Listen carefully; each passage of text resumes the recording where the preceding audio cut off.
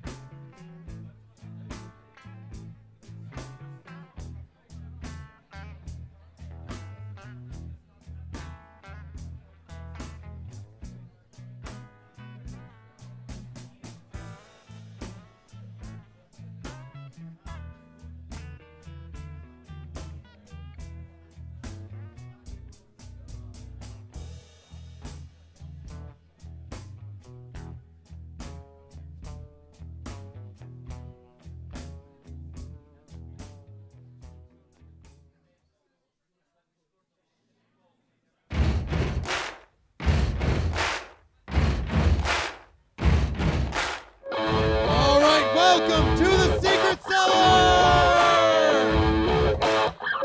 Are you ready for a night of comedy? Oh, we can do better than that. Are you ready? And welcome to the stage, your host of the night, Mr. Gisli Johan!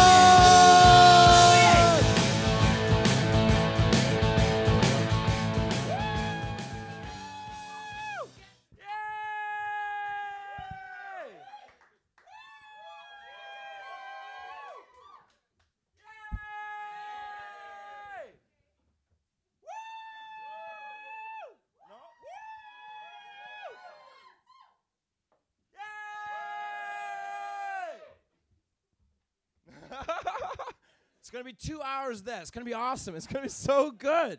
Hey, look at all of you here On a Friday night. Can we get a big round of applause for all you guys for being here on a Friday night? It's wonderful. It's awesome. A new year, 2019. We did it. It's awesome, wonderful. It was just the holidays. It was Christmas. 'Twas a season to be jolly, right? Or if you spend time with my family, 'twas a season to start drinking really early. So but we're all here. All of us are here. We're all here at the Secret Cellar. This is the Secret Friday show at the Secret Cellar. You guys are here. Yay! Woo! Just come on in. Come on in. Can I get you something? A seat, a beer, a watch? You're here. That's so good. All of us are here. We're all here at the Secret Cellar. The Secret Friday show. Secret Cellar. How'd you know? You don't? You don't know? This guy is so clueless right now. He's broke and clueless in Iceland. That's good. No, this place is called the Secret Cellar. Yeah, you guys knew that at least, right? It's called the Secret Cellar.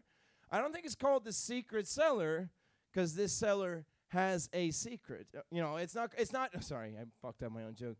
It's not called the Secret Cellar because the cellar itself is a secret because obviously you fuckers found it.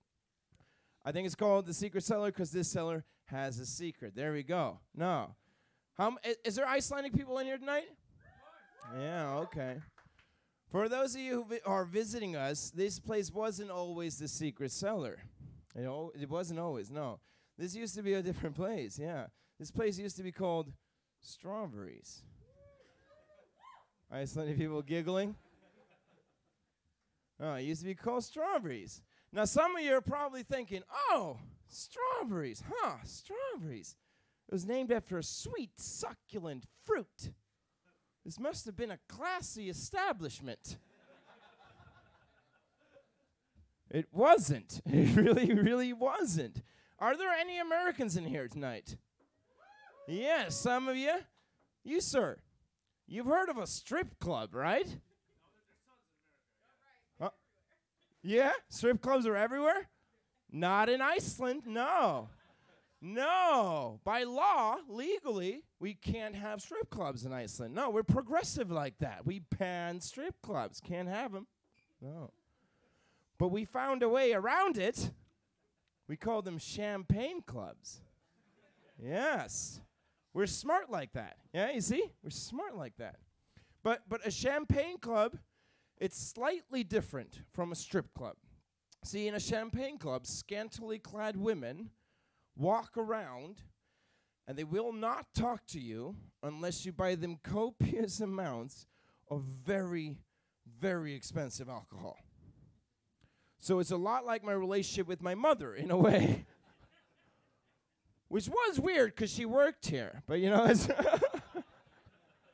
But so it's good. It feels like home. It's nice. I love it. Christmas memories. It's nice. Agnieszka was really nice. It's good. But it's funny because, this place has changed a lot since this was Strawberries. For example, they put up these nice drapes. These really, really red velvety drapes. Really strip club-esque drapes, if you ask me. To be honest, it kind of feels like I'm about to introduce someone on stage called Candy Crush. In a way. They redecorated the walls. As you can see, they put these nice on the walls. I wish I could have sat in on that meeting where they were like, oh, what should we put up the drapes? What should we put on the walls? And one guy just went, what? And the other guy went, whoa, okay, like what, parquet paneling or something? No, just oddly shaped pieces of wood. Just planks of wood. And they did. They just went along with it. They did that. So that's nice. They cleaned the shame off the floors. There's a lot of scrubbing if you've been to Strawberries, okay? But you notice that, if you've been here before, you guys have, so it's... They didn't change everything, because, if you look up to the ceiling, You can see that there's a horseshoe outline in the ceiling. That's where the catwalk was. Yeah. And right above you guys, there's like a tiny little, like a nubbin. That's where the pole came down, or the Russian or Lithuanian. It was.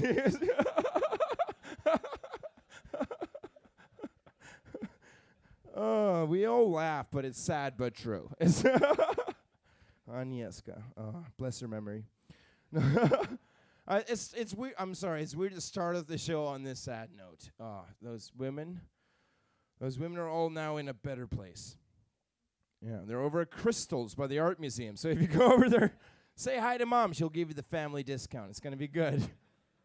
But it's wonderful. We say you have some Americans in here? Yes? That's wonderful. Some Americans from the United States. Am I right to assume? That's good. Any Canadians in here? No, fuck Canadians. That's good. Wonderful. I like doing the survey because see, we do a lot of shows for tourists in Iceland. And what I've noticed is that whenever I ask for Americans, Canadians never chime. They do not identify as Americans. Canadians, no, they think they're a separate entity in and of itself. You ask a Canadian, "Oh, you're from America?" And they go, "No, no, from Canada. Sorry." Geographically, Canada is in America, but they do not identify as Americans. But I've also noticed a slight change in Americans. I've noticed 3 years ago, I wouldn't have had to ask you. You would just walked in here going, USA, USA, USA. A bald eagle comes flying in. Ah! We're all free. All of a sudden, it's amazing. But it's changed. It's changed, hasn't it? These days, you ask Americans, "Oh, where are you from?" You guys sort of sound like you just got out of an abusive relationship. A little bit. Yeah, we ask you, "Oh, yeah, where are you from? Where are you from?" And you guys go,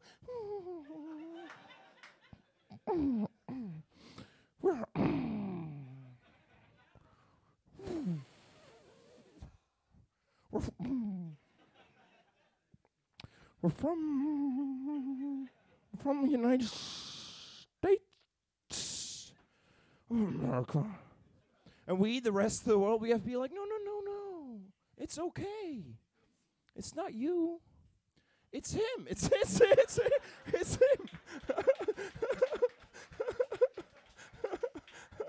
It's fine. You just got to stay strong. You'll be great again. It's going to be It's going to be good. It's going to be good. Oh, but it's wonderful. By a round of applause, how many people in here don't speak Icelandic? I believe there's more of that. Can we do it again? How many people in here don't speak Icelandic? Let's cheer for you. Good for you. That's well done. You did not waste your time on that dead language. It's a dead language. Yes. There's some Icelandic people in here. I feel you. You're brooding right now. You're going like, a lot of Icelandic people get angry at me when I say that. It's a dead language. They go, it's not a dead language. And I go, why not? And they go, what about all the poems? That's it. Icelandic is a dead language. Statistically speaking, and this is true, you can check it out. Statistically speaking, more people in the world speak Latin. Latin. The language of the Romans. More people speak that language. Like Icelandic, it's just one of those. There's never been a situation where you needed Icelandic, okay? There's never been like in any movie where there's like an agent and he's crawling in like a duct and there's a bomb and he's going, fuck, there's a bomb here. He calls it in and the guy on the other end is like, I wish I could help you, but all the instructions are in Icelandic. I don't know. It says Rauðivírin or Guðlivírin. I don't know.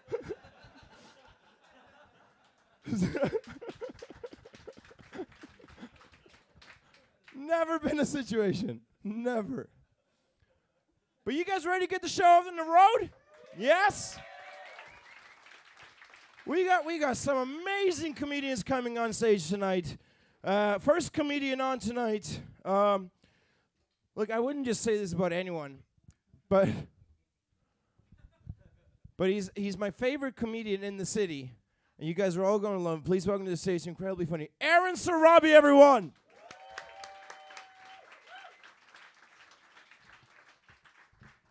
Thank you. Let's hear it for your host. Give it up. Give it up for Gisli. Yes. Look at this crowd. What a diverse crowd. A lot of different shades of white. And you guys, good for you. Good for you. People tell me I'm white. That's an ongoing discussion. I'm actually Persian, which is just something people from Iran say to confuse dumb white people. Oh, you're Persian. Oh, my God, honey, get out of here. He's from Persia. Woo-hoo-hoo. We thought you were from Iran. Oh, my God. Persia, Persian rugs, Persian cats. Prince of Persia, love that film. Oh, my God, great history. Jesus Christ. Get out of here, Becky. He's from Persia. Jesus, woman. So I grew up in America in an immigrant family, which means I can speak 2 languages. Which, like, the only use for that in America is so that you can talk shit about people right to their face without them realizing it, right? Which my mom loves to do, but she'll mix up the sentence so people still know what she's talking about. Like, one time we're at the supermarket and these kind of smelly people walked up next, so she's like, "Tu snadem, ina mian ichizi migan dirty Mexicans." It's the most important part of the sentence, Mom. We're gonna die tonight. Ridiculous. I obviously not Icelandic, moved here from New York City. Greatest city in the world. Also the most confusing city in the world, New York City. New York City has 2 slogans. Never forget and forget about it. What are we supposed to do right now? Moved to Iceland from New York City. Probably not my smartest move. Moved from the big city to the small town. I moved from New York City to a place called Hveragerði. So that's my life. If you don't know what that is, I'll explain to you. I moved from the city that never sleeps to the town that most likely fucks sheep. So I'm working hard for my wool. That's what I gotta say. Working hard for the wool. I'm also I'm Jewish. I know, Iranian Jew. A lot of inner turmoil. Emphasis on oil. What do you want me to do? We're killing it. We're killing the game right now, and we're not stopping. Jewish. Not a very Jewish country, Iceland, right? Like, the Jewish population of Iceland is like 0.03%. Is that even a whole Jew? We just collecting foreskin like one day. We'll have a whole Jew. Just need more for the nose. So close. It's like a Jewish snowman. It's made of baby penises. That's a new one, guys. That's a new That one's for me. Well, yeah, not a very the only Jewish thing about Iceland is that if you buy something with cash, you just get a handful of coins in return. Why do we got a 1 kroner coin? 1 kroner? It's like 1,000th of a euro. What are we doing with a kroner? Like, the only use for that is so you can jingle change in your hand when you make a cheap Jewish decision. You're just like, I'll just have a water, thanks. With a lime to go. Wrap that shit in foil, bitch. I'm making guacamole later.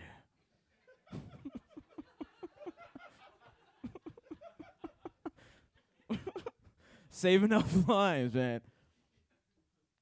That's a new Jewish saying. When life gives you limes, take them home and hoard them. Somebody write that down, because I'm going to forget that.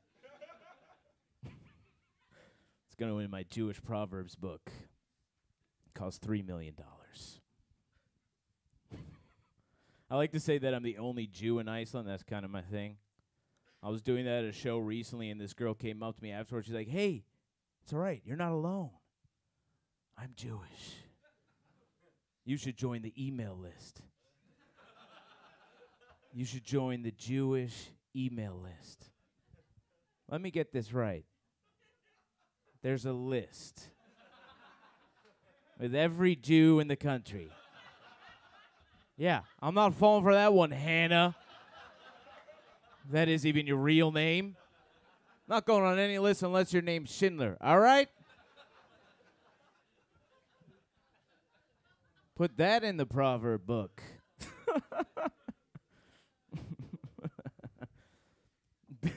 Being Jewish in Iceland is kind of like being black in Iceland, except you can't spot me from inside of a tour bus. Would be interesting, though. If you look straight ahead, this is the Sun Voyager Monument, represents our Viking history. To the left, it's Harpa, our greatest music hall. And to the right, it's the town Jew, everybody! Legend says if you look into his eyes, he'll freeze your bank account. Be careful.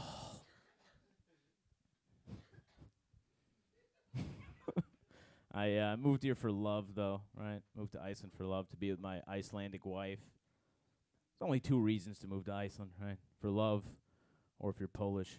So I had no choice.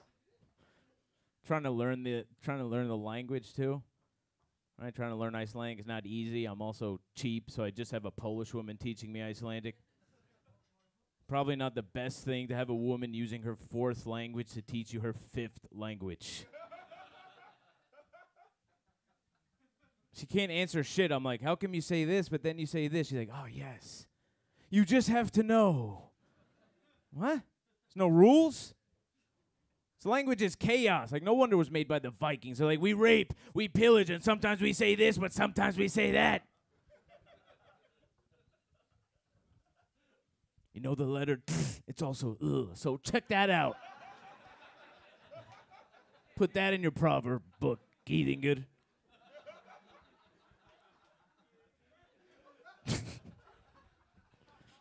Yeah, that's great. For me, immigrants like point at me. They're like, Utlendinger.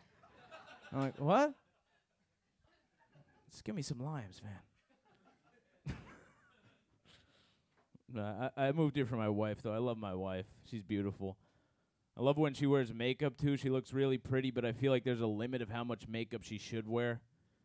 Like, I don't want to have long, sweaty sex that ends with her not having eyebrows. Doing doggy style, she turns around looking like a horny fetus, like, pretty sure my pillow should not be winking at me right now. I'm out of here. I got a stepkid. Anybody have stepkids? I'm the only one who made that mistake. All right. So, normally pretty common in Iceland, having stepkids. I was in Sweden doing a show. I asked the crowd if it's common in Sweden. They're like, yeah, it's really common. Here we call it a bonus child. Where I'm from, we just call it a burden. So, still trying to figure that one out. Let me give you guys a bit of advice. If you're ever dating someone and they tell you they have a kid, don't respond assuming that they're joking. I made that mistake. In my defense, she told me she had a kid named Balthazar. How am I not supposed to assume that's a joke? Balthazar? In my world, that's a Pokemon, not a child. Balthazar? Balthazar used temper tantrum. It was super effective. I do like living in Iceland. I like living in Europe. I like the pools in Europe. The pools, mostly because I hate the pools in America. They're filth. Disgusting. I just heard, we got a gospel choir over here. Like, let me put it this way. The last time I went to a public pool in America was the last time I went to a public pool in America, all right? They got it right in Europe. In Europe, you shower before the pool. Got to keep it clean. In America, you shower after the pool. Got to keep myself clean. Is that a Band-Aid? I did not have a Band-Aid. It's disgusting. My favorite thing is like you can really tell different cultures in the changing room of a public pool, right? In the locker room. Like Americans, we wrap ourselves in towels, pull our underwear off underneath, you know, 'cause we're from a society. And we're ashamed of our fat bodies. Europeans are more comfortable, like a little too comfortable, like drying their balls, having a conversation about their friend's mom. Like, how is she really? Cancer's all cleared up. Good. Like, so comfortable, they're like doing things backwards, like getting dressed, putting their socks on first. Like, we gotta get ice cream after this, man. Woo! You gotta invite your mom, really. Asians are just showering in their jeans. We don't even show this in a porn, okay? Eyes up here. Pixelation only. Jews are like, we don't go into public showers anymore. Not falling for that one again, Hannah. That's my time. I'm Aaron Zarabi. You guys have been great. Thanks so much.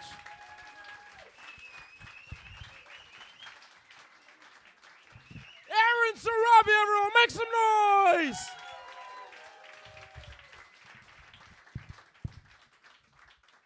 Next comedian on stage. He's my favorite comedian in the city. You guys are all going to love him. Please welcome Stepney, everyone.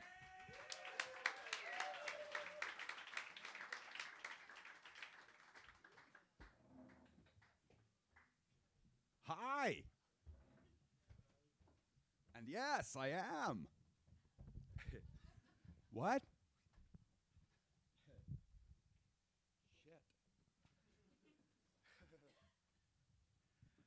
Whew. Nah, but hi, how you doing? You good? Great. Thanks for coming out. I get so scared before I come up here. So weird. I totally blanked out. I have no idea what I'm doing up here. I don't know what I was going to talk about or nothing. I usually have a set and everything. Right. Yeah, I was going to talk about whether I was going to be... I have this debate with myself often before I go on stage, whether or not I should be, whether or not I toga up before I go. Obviously, a debate I should have spent more time on. Anyway, right. I'm Stepney, and want to talk to you a little bit about anxiety. Any of you get anxious? Yeah? I mean, it's very common. I mean, if you have to deal with serious stuff, like, if you have, like, an interview with your boss and you're going to have to spend an afternoon kissing ass, you get a little, or your kid starts a fire in school and you have to see the principal, right? But that's, or, you have to convert oxygen into CO, or, right? So you get a little, Nah, but I'm talking real anxiety. I'm talking, 8:45, you have a show at 9 and you're still in bed. Yeah. Because, I'm in bed thinking, if I get out of bed, I'm going to have to put on socks. Fuck. You know where I keep my socks? I keep them lodged in the radiator right next to my bed. I don't even have to get out of bed to get my socks, right? And when I put them on, they're warm. So it's like I'm putting on a hug for my feet. And I get nervous about that. Right? Great career choice. Because I got social anxiety too. But that's actually pretty good here, because at the Secret Cellar, we have like a no heckling policy. So I'm omnipotent. Not only do I have a microphone, so you all have to hear me. If you try and bother me, we'll throw you out. So I don't even need social skills for this. Nah, but I get anxious, yeah.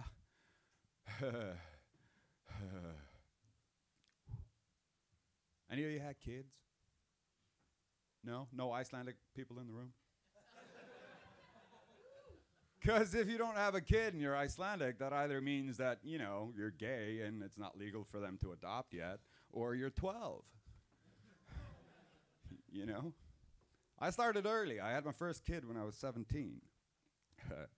Yeah, that kid is now both taller, heavier, and his voice is lower than mine.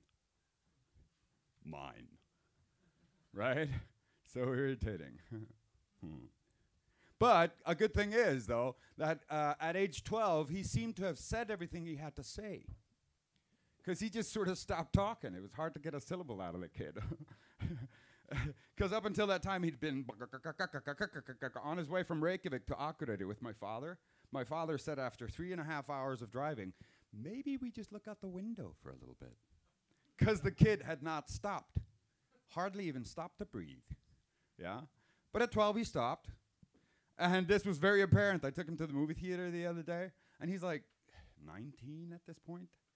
And we go see the new James Bond movie. This was a couple of years back, right? And he lived in Keflavik at the time, so I pick him up, right? And on the drive over, which is like 40 minutes, nothing. Not a peep, right? We watch the first half of the movie and nothing. And then we have recess because we're greedy bastards in Iceland and we want more candy, right? So we break the movie up in half. And during the recess, it's like 5, 10 minutes, something like that. No, well, he did say, but after the movie, we come to the car and the kid goes, Dad, I love it when we do stuff together. And I was like, you could have been in a separate movie theater. What the hell are you talking about? But at least, you know, I don't have to do a lot, you know, for that kid. You know, low maintenance. That's nice. My younger one's a little tougher. He's inquisitive, you know. Because, you know, it was just the holiday season, right? And kids get weird around Christmas, yeah? And he comes up to me right before Christmas, and he goes, Dad, I was wondering that whole deal on Santa. And I was like, fuck, I'm going to have to end a childhood today? I was so not ready for this. Anxiety again. Right? But the kid goes, no, I was thinking, isn't he kind of a perv? And I was like, what? Yeah, a pervert. I get the abbreviation, you smart ass. But why is Santa a pervert? What the hell are you talking about? And he goes, well, you know, he sees me when I'm sleeping. He knows when I'm awake. And we have a tradition here in Iceland. We have 13 of them. And the nights before Christmas, one of them comes at a time and leaves treats in their shoe, right? But we're on the 5th floor, and his window is like a stamp, right? So he knows fat ass is in his room while he's sleeping, right? And he goes, oh, isn't that a little creepy? And I go, oh, well, I don't have to worry about this kid and pedophiles. He doesn't even trust Santa, right? That's a conversation avoided. Yeah? Good job. Speaking of pedophiles, just I keep it light. Nah, but it's a serious subject, though, because what do? Yeah? I mean, we've tried, like, therapy and stuff, but, you know, once you go baby, you don't go back, apparently.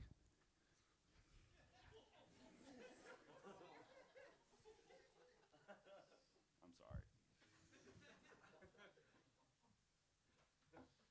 We even tried the punishment route, right? But the more severe the punishment, the more likely it is they'll kill the witness. We don't want them to kill the witness. Haven't been a witness myself. No, right? Too serious?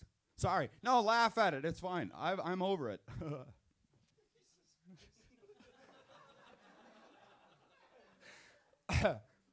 Anywho, what I think we need to do is get to the root of the problem, right? Because, I mean, once we figure out why it's happening and who's doing it, right? Who's sort of perpetrating the whole thing, right? We can figure it out. We can solve it, right? And I think we need to look to the parents of these kids. I mean, well, my opinion is that when a person under 18 has a problem, it's a parental problem, you know, because they're not grown-ups yet, right? Yeah, I think the blame lies with the parents, because they're the ones having all these sexy babies, right? No? Okay. So victim shaming is okay when it's a woman. What was she wearing? She was probably really drunk. She probably said yes, but meant no. But when it's babies, is it a touchy subject? Oh, you guys are such hypocrites, man. I love doing this. This is so uncomfortable.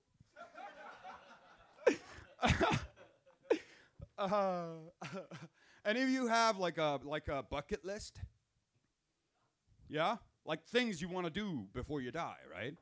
What astounds me is on that list is so many times things that'll kill you. It seems counterintuitive, doesn't it? Right before I die, in my prime, I want to try this really, really hard shit that'll probably kill me. That's weird. With anxiety, like crippling anxiety, that gets me all worked up, right? Like people put Everest on the list, right? I want to reach the top of this hill so that I can see stuff, maybe, if it's not cloudy. You know? 1 out of 7 that leaves base camp dies. Now let that sink in. 1 out of 7, right? I mean, if the lotteries had those odds, I'd play every fucking week. You know what I mean? 1 out of 7? That's crazy. And there's a part of the mountain where once you pass that point, it's called the death zone, because it doesn't matter how well supplied you are. If you don't have oxygen with you, you're already dying. If you stay for long enough, it doesn't matter how warm you are, how much you have to eat, how much you sleep, and all of that crap. You'll die, right? So they're not sending up search parties for those 1 out of 7, right? So the mountain's loaded with dead people. Really enthusiastic dead people. Wearing their North Face jackets, right? Still holding the phone with their selfie stick, right? These are the same people that leave inspirational posts on your Facebook wall, right? Soon enough, though, because there's a lot of people up there dead, sitting there just waiting for, I don't know, right? Soon enough, give it another 100 years or whatever, there's not going to be any mountain surface left for these fuckers there. It's just going to be like a jungle gym of dead people. You're going to be stepping on a knee, tucking on an elbow, and stabbing your flag in some poor asshole's face just to get your selfie to send to your mom. That's sick, man. Choose reasonable fucking bucket list items, man. You guys have been great, thanks.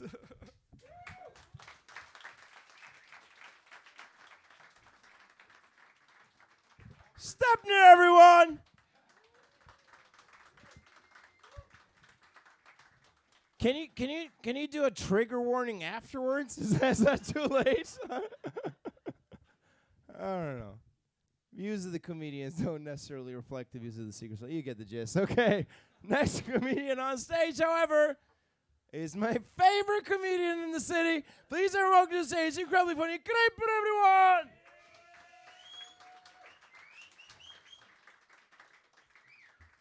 I'd rather face my stepmom than step on my mom's face. I'd rather break my fingers while dancing than finger a breakdancer. I'd rather suck my dad's dick on Father's Day than Tuesday. I told this girl I have a huge penis. She said, I don't like big dicks. I said, how about liars? I was driving with my friends. The cop stops me and goes, do you know how fast you are going? And I go, 120, but they have cocaine. Why is the hooker masturbating on her birthday? Some people buy birthday presents for themselves.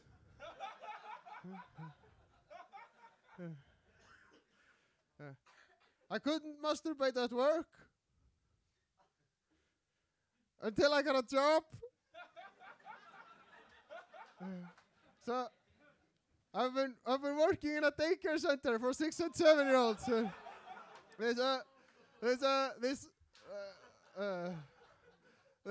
This mom comes to pick up her child. I tell the mom, I couldn't stand your kid in the beginning, but now he's my favorite. And the mom says, same here. Did you get this one? Did you miss it? Okay, doesn't speak English. It's okay. And then sometimes I'm bored at work, and I just try to kick over the kids. They're like this tall or something. Like, whoosh. I usually get it right. Yeah, once a week we can play with styrofoam swords. I pick up my sword and I go, on God. The kid picks up his sword and says, I can't stand the French language. And he gets me in the hand and I say, it doesn't matter, I'm an octopus. And I stab him in the stomach. And the kid goes, it doesn't matter, I'm a cow. I took the kids to a swimming pool. And I take one kid and I throw him up in the air. And all the kids see it and they go, me, me, me, me, me. And they form a line and I throw them all. And I gain more and more confidence. Now they're flying babies everywhere. And I throw this one kid and he falls in the water and he comes out of the water and he goes, again. He was almost dead, but he had never gotten adrenaline in his body before. So he just wanted more of it. And I say, okay, I'll throw you again, but you gotta hold the nose. And he grabs mine. Yeah. The kid goes up to me and goes, my father is 93 years old. I said, I didn't know 93-year-olds are having babies. And the kid says, he has a wife.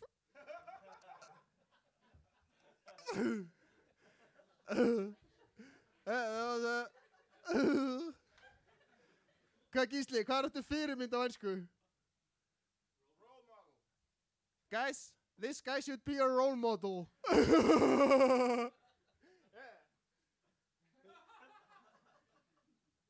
Anyway, I'm not done yet.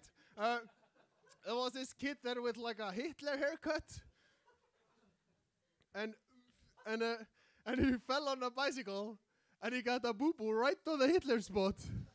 And I told everyone, look, little Hitler. It was a great day. But the next day, little Hitler comes out to me and goes, Kramer, that's me, I can't play football today. I need to go get a haircut. And I'm thinking, oh, great, his mom realized she was raising little Hitler. Anyway, little Hitler comes back and it just looked like miniature Hitler got a haircut.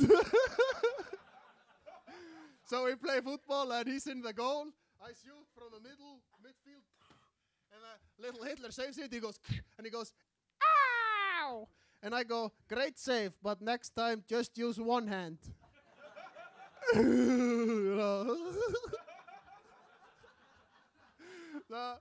So there was this kid there. There's this girl hiding under the sofa, and this little kid walks up to her and goes, are you playing hide and seek? And she goes, yes. And he goes, can I play with you? And she goes, yes. And the kid goes, just runs in the corner of the room and does this. Just the most obvious place in the world. And the girl says, that's the worst hiding spot I've ever seen. And the guy says, no one knows I'm playing. Yeah, I love that kid. That kid's a genius, proper genius. Just last week, I heard that kid talk to his friend, and he goes, what's politics? And I walk up to him and I go, what? Your mom's a witch? And the kid goes, he goes, no, but she used to make potion. She used to put ketchup in my rice pudding and call it magic potion. Wait, what happened next? 1 second. First time I'm telling this story. Yeah, and then I go, that sounds disgusting. And the kid goes, yeah, I agree. But now she uses pizza sauce. Okay, I'll work on that one. The kid, not the story. I can't make up a story up, so I'm counting on the kids. So there's this Russian kid there. He can only say 2 sentences. It's, do you want to play with a ball? And why not? So one time there was this little teddy bear there with a tail, and I took the bear and I took his head and I turned it around so his tail looked like his penis. And I handed it over to this kid and I say, look, now it's his penis. And as soon as I let go, his mom walks in, and the kid walks straight up to his mom and goes, "Look, now it's his penis." And his mom looks at me like this, "Ooh," and I go, "Oh, the imagination of those kids." I should use the mic. "Oh, the imagination of those kids." You heard me. So, we took 2 more stories, if that's okay. I took the kids to a library. I don't know why, because libraries are silent and the kids are noisy, and also the kids can't read. I don't know why we would take them there. So we played a game with them called the whispering game. Chinese whispers, it's called. You call it the telephone game, probably. You know that game. Everyone sits in a circle, and one guy picks up a word or tells a word, and you whisper the word, the whole circle. And if the word gets through without changing, everyone wins, and it's fun. You know that game. Anyway, we're playing that game. I'm sitting there. My boss is sitting there. 10 kids on each side. Then the word is whisper, whisper, whisper. And then this little boy whispers in my ear, "Do you want to play with my balls?" And I'm thinking, oh, damn it, the Russian kid probably ruined the game.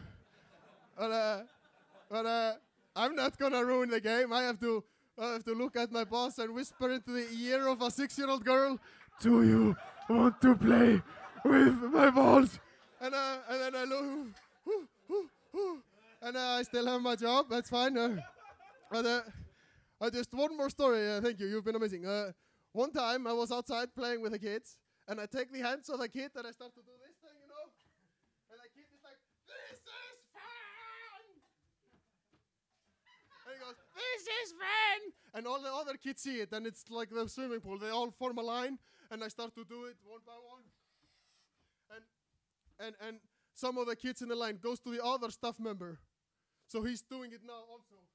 And then I'm bored, so I take the legs of the kid, and I start to, and the kid is, "Whoa," And then the other staff member also does it. And we were both spinning really, really fast. And we were a bit close to each other. And I'm going here, and his head is, and the other staff member is here, and his head is here. And we see that their heads are about to collide. And we look at each other, and they just touch each other's heads. And we just drop the kids and walk our separate way. Almost hit the kid. But no, it's not over. Don't come here. Then the kid from the swimming pool walks out to me and goes, "Can you do me?" Yeah, but that was my 10 minutes. Thank you so much. Have a nice evening.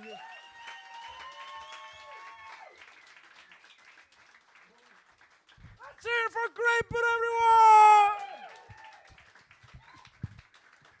Awesome!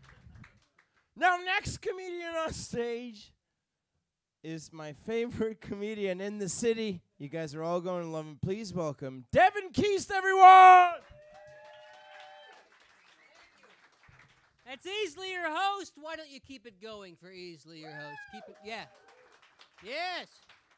Keep it going for Easily. What just happened?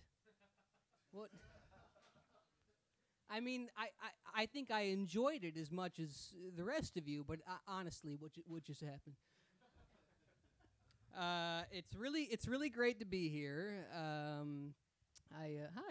Do you pay for those seats? What? Or what time did you arrive? How did you end up there? Are you doing a set tonight, the two of you together? Just you're talking about it. Well, I don't know if you're having second thoughts at this point, aren't you? I'll say this, and it's great to have you up here, with me. A little support, by the way. Hi, everyone. Before the show, I was backstage with the other comics, where the drugs are, and so I had the privilege of meeting him, the fellow who just preceded me, and he said a few things to me in Icelandic, and I don't know Icelandic, full disclosure. And then I looked at Easley, your host, and Easley said that cannot be translated. It's too confusing what he just said. I noticed you actually got up at one point during his set and you checked and you said, "Should I get us another round?" And she said, "Well, let's wait and see how this pans out." I'm glad you're here. I'm glad you're all here. I'm glad I'm here, for heaven's sake. My name is Devin. I'm from New York, and I know how much this room means to this city. I know what this room means to this city, and I know what this community of comics means. And so I must say, in all sincerity, how much of an honor it really is to be a part of this tonight. And I thank you guys.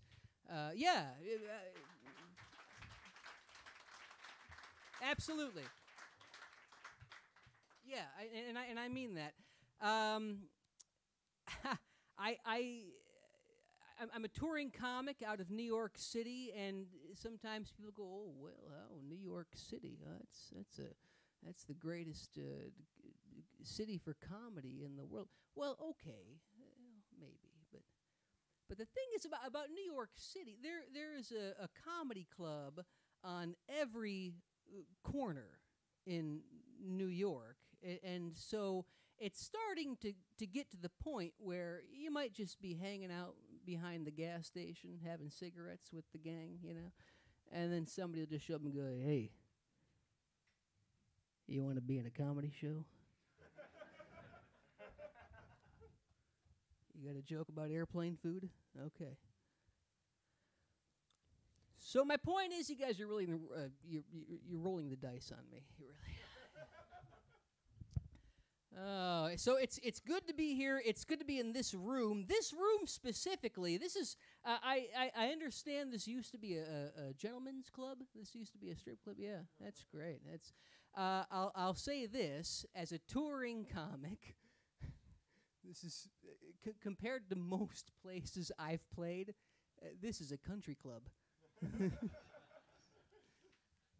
You guys had these dry cleaned this month. I did a show at a retirement home. There's more, by the way.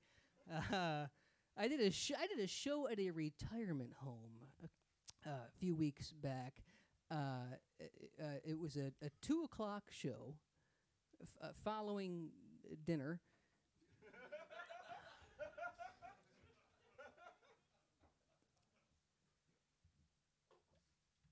All but 3 members of the audience dozed off about halfway through the set. 2 passed away.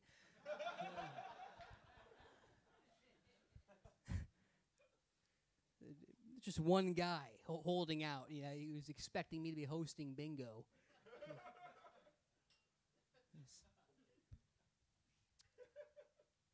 Last summer, I did a show outside. That was awkward.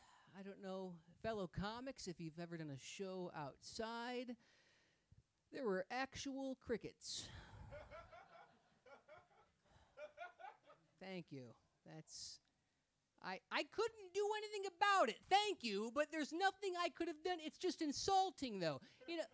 It's hard enough trying to do a show at your own birthday party that you weren't invited to in the first place. Actual crickets. You're competing with a bouncy castle. Okay. It's getting late. You folks, you feel like a story? How about a story? Yeah. Is there a good crowd? Yeah. All right. I was in the hospital recently. It's fine. Thank you. I'm fine. Cut myself shaving. This was the St. Joe's of Yonkers, New York. None of you have ever been to St. Joseph's. You ever been to St.? No. Good. Okay. I went there so you wouldn't have to. It's just beds, and then if you need the privacy, they just pull the curtain. But really, it's just a place where, like people who are drunk can get some rest. And so I was there one night, and I got a roommate, and they wheeled him in, and the doctor followed, and the doctor, standard protocol, said, "Tell me what happened. What happened?" And this is absolutely true. That the guy next to me, in the bed next to me, and they've pulled the curtain by this point, but I can hear him. And he said, "My side bitch." Oh, hello. Well, go on.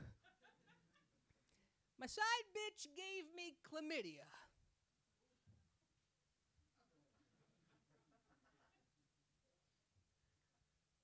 And my main bitch found out." To which the doctor said I was referring to the gunshot wounds in and around your groin area, but that you've answered the question. I can't. 4 years in undergrad, 3 years med school. This is what sure, okay, all right. Sure enough, this guy's, his main bitch, his words, by the way, she got him.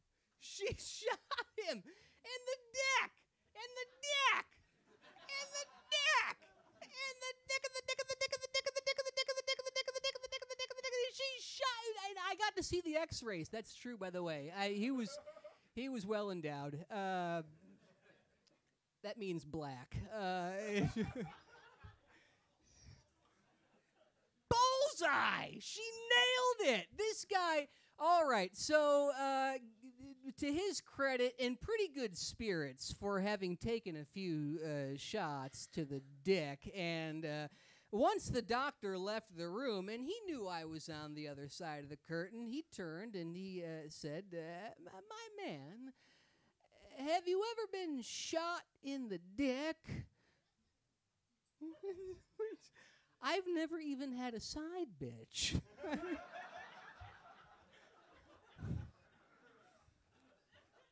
I've never even had a main bitch. Look at me. Oh, that's a true story, gang. Look it up. St. Joe's, Yonkers. I don't know if that's how it works. I love this town. I have loved my time here, and I've loved this scene and this room for welcoming me. And I figure I'll leave you with one quick little story. You guys okay for one more story? Yeah, all right. And if this doesn't say everything you need to know about Reykjavik, then I don't know what could. So I'll leave you with this. The other day, I was leaving the place where I'm staying for a couple of more days, and I was walking out, and I saw this. I saw as the entire block was applauding and cheering, and as friends ran behind, I watched a mother let go while her daughter rode a bike for the first time. Isn't that something? Isn't that great? We haven't seen her since. But she's got to go. Hey, my name is Devin Keast. Thanks so much. You guys are a pleasure. Hope to see you again, Reykjavik. Thank you. Thanks, Eastley. Devin Keast, everyone, let's hear it. Devin's never had chlamydia, and now he's in Iceland, so wish him luck. It's going to be easy. It's going to be good. Probably no one going to shoot him in the dick here, though. Side with chlamydia, but it's going to be good. Next comedian on stage, however, He's my favorite comedian in the city. Please have welcome to say it's incredibly funny, Mr. Darren Foreman, everyone.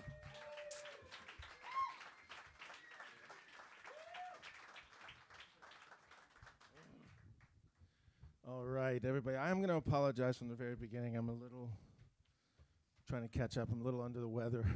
Sorry, shouldn't say it from the beginning. There's a thing in Iceland. Those of you who live here know. Those of you who are visiting, I'm pointing it out to you.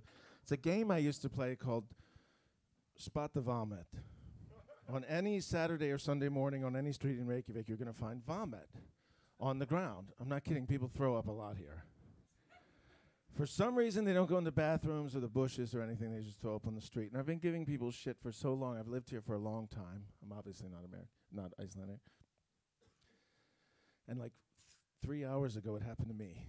So it's like the chickens came home to roost. I'm standing on Laugaveg and I'm talking to some friends. I don't know what is going on. I got this weird feeling in my stomach, and I thought, this is unusual, so I'm going to make a break for it. I started for like a bathroom or the bushes or something, but before I could move, just out of me like rainbow all over Laugaveg, the main shopping street. People walking by were just shocked, staring at me, and I don't think it was because of what it looked like. I think it was the sounds that were coming out of me, which were horrible. I was making sounds I've never made in my life. I was like,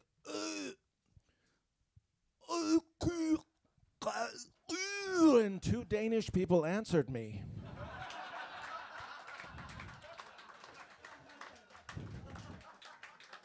It's crazy. I was like, and she was like, yeah, I just bought it. Thank you. What an asshole. Any Danish people in here? No Danish? Really? Danish people in here? What the fuck are you guys doing with that language? It's horrible. It's the only thing that makes me feel good about my bad Icelandic. I'm not learning Danish. It's horrible. I've lived here for a long time. People are really friendly here. I think sometimes people say that Icelanders aren't friendly. It's not true. People are very friendly here. I was coming in tonight, and I had to squeeze by a guy at the door, someone I've never seen before. He looked me right in the eye and said, "Útlendingur." And I've heard this before. And I said, "Buddy, listen, if you're going to call me that, get it right. It's helvítis útlendingur." Yeah. Which I think means one who possesses great wisdom. Something like that. You guys who are visiting, ask someone to tell you what it really means. You fucking foreigner. That's what it basically means. No, it's fun. There's some single people visiting Iceland here. By applause, how many people are single men here? I'm not trolling, I'm just asking. Single men, I have a tip for you in Iceland. Never, I made this mistake before, never make direct eye contact with an Icelandic woman. She will get pregnant. And she's having it. I was lying on a beach in LA. 1 minute, next minute, here I am. It's fucking crazy here. A lot of people visit Iceland for our fertility clinic. Did you know that? We have a really famous fertility clinic. It's really popular. You've probably heard of it. It's called the Blue Lagoon. Why does everybody want to fuck in the Blue Lagoon? It's fucking crazy. I've lived here for 17 years. My Icelandic is terrible. It's terrible. But I have some words I love. Some Icelandic words that I just love just from the sound of them. And my favorite word, I discovered this years ago. I was married, and my wife and I were going to get a dog. And for weeks, before we got the dog, we were trying to think of a name for the dog, and we couldn't come up with anything. And one day we were at like a brunch, and my wife was talking to some other people in Icelandic. I had no idea what they were talking about. It's like 15 years ago. And this word jumped out at me, and I said, "Hey, that's the name of the dog. It's perfect." And my wife goes, "You're out of your fucking mind." I go, "Why? You can call a dog anything. Listen to that name. It's perfect. I can see it on the bowl." She goes, "We're not calling our dog that." And I said, "Why?" And she said, "Well, asshole, one day you're not going to be able to find the dog, and you're going to be outside going, 'Sneapbird! Sneapbird!' That's the perfect dog name for you guys visiting. It turns out it means clitoris. Which can also be hard to find. I'm just saying. Why are you nodding? You know, yeah, I found it yesterday. King of the world, man. King of the world. Yeah, I don't know. Icelandic is weird because the Icelandic language, every language has music. You don't just have different words and different sounds and changes, but you have music. Like French, unbelievably romantic. Say anything you want to somebody, it sounds like they want to fuck you. It turns out they're going to tow your car. It doesn't matter. It's really nice. But Icelandic music is really weird. You're going to hear this, not here, but when you go in any bar in Reykjavik, especially on the weekend, you're going to hear the music of Icelandic because it sounds like you're in a Rocky movie. It sounds like a Stallone movie. Someone's going to be at the bar. Kan ég fengi bjór, maður? It's awful. I know, it's awful. I shouldn't make fun of it. I'm from America. Everybody in America sounds like geese. Oh my God, I can't believe you. It's awful. It's terrible. So I'm getting old. No, really? Yeah, it's true. I'm getting old. Here's the weirdest thing about me getting old. I'm only in my mid-50s, but my memory is going way too soon, and it's freaking me out. And here's something that happened to me not long ago. Well, about a year ago. I was single at that time, and I moved into a new apartment, and I was getting a cable package, and they were trying to sell me all this shit, and I was like, just give me everything. Just give me the whole cable package. I don't care. I'll just pay for it. And I'm looking through the channels one day, and I realized there are 2 porn channels on my cable. Now, nothing's going to make you feel older, by the way, than watching porn on TV. When's the last time you did that? But I forgot about these channels. I just totally forgot about it. And one night I came home, it was like a Saturday, I was lit up. And I came home, and I'm sitting down, and I'm like, oh, fuck the porn. I forgot. This is awesome. And I'd look around, oh, there's the porn. And I'm watching it, it's really boring. It was, I don't know what it was, MILFs on a beach or something. I don't know what it was. I don't even know anymore. But it was really boring, and I was like, oh, maybe I'll just watch the other one. So I switched the channel, and I'm like, oh, my God, MasterChef. I'd gone the wrong way, and I'm just like, this is awesome. And for 45 minutes, I watched fucking MasterChef. I totally forgot about the porn. That's how old I am. And then when it was over, it took me 10 minutes to try to figure out, why are my pants around my ankles? Like, what the fuck? It's awful. By the way, what happened to cool porn titles? Anybody my age here? Anybody in their 50s here? Get MILFs and this and all this shit. What about cool porn titles like Schindler's Fist? Shaving Ryan's Privates. NYDP Blue. And my favorite porn title of all, I just thought of this. I've never seen it, but it's perfect. Gladiator. Yeah, you're quiet because you're saying it too slowly. Too quick. Say it slowly. Glad. That's right. He's glad. By the way, speaking of MILFs, I met this girl not long ago, and she's like, hey, don't you think I'm a MILF? And I was like, I think you're attractive. And she's like, come on. I have 2 kids. I'm a MILF. I'm a total MILF. I'm like, I don't really think so. She's like, why not? I'm like, you're 23. It's Iceland.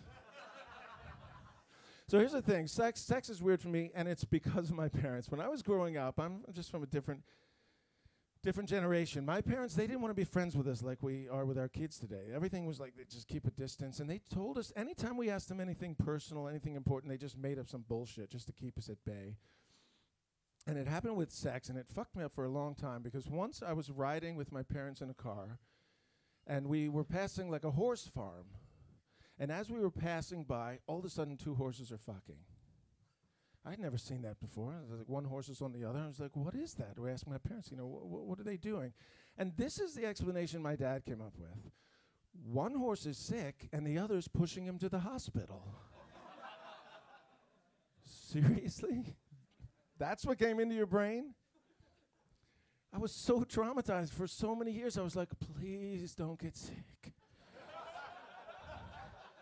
What if I have to go to the hospital? And which one of you is pushing me? Oh, it's going to be horrible.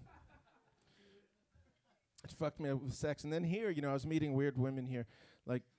you know, it's tough dating in your 50s. You know, I'm not dating anymore, but I was for a while. And I met this one woman. She was awesome. She was beautiful and smart and fun, but she was so weird. So many ways. We're like in a crowded bar one night, and she's like, I just want you to fuck me right now. And I go, where? And she goes, in the pussy.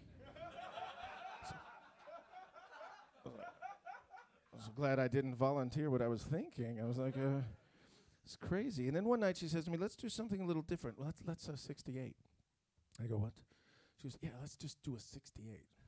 Be awesome. I go, you mean 69? Okay, that's cool. She goes, no, 69's boring. We'll do something new. 68. I go, what's 68? And she goes, you go down on me and I owe you one. That's my time. Have a good night, everybody. My name is Darren Foreman.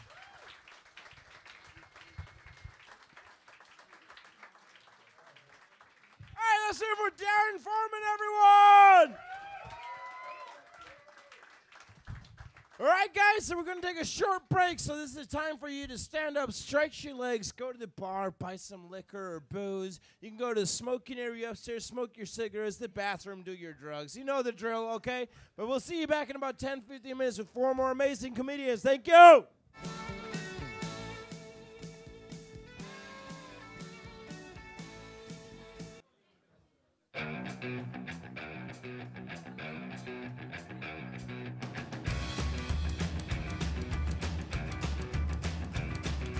Down on the floor, I'm down on the ground, I'm knocked out by you.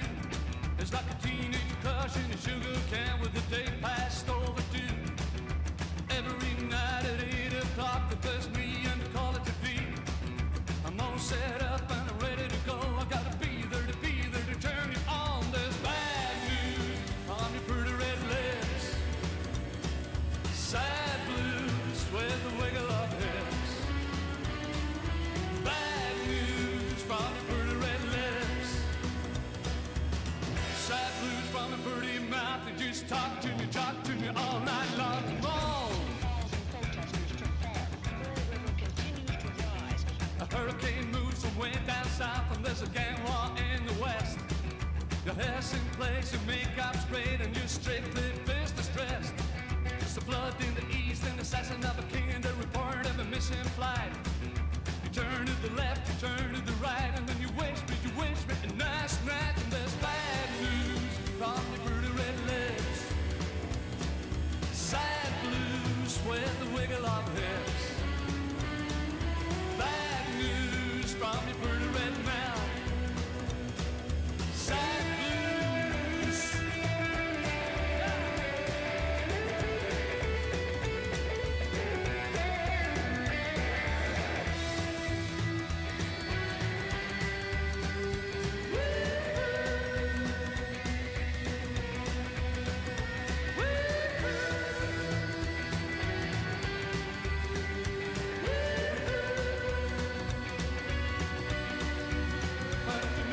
Bad news from your pretty red lips. Sad blues with the wiggle of hips. Bad news from your pretty red lips. Sad blues from a pretty mouth. They just talk to me all night long. Come on. Bad news from your pretty red lips. Oh, yeah.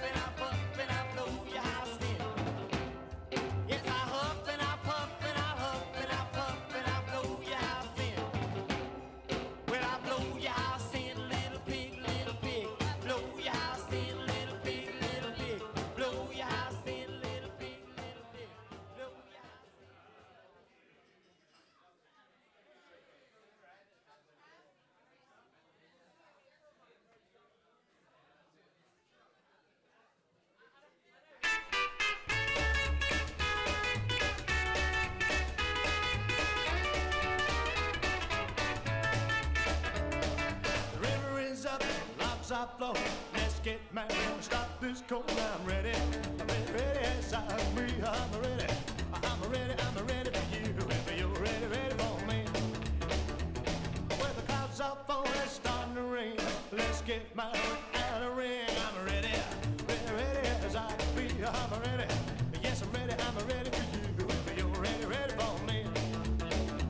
When the prices are up, no one's bidding. Let's get married. Stop this kidding. I'm ready. Ready, ready as I can be. I'm ready. I'm ready. I'm ready for you. If you're ready, ready for me. Hey!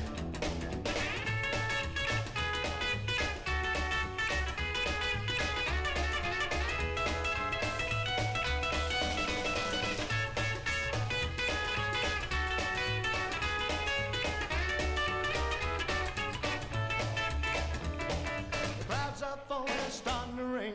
Let's get married out of ring. I'm ready, ready, ready as I can be. I'm ready, I'm ready, I'm ready for you. If you're ready, ready for me.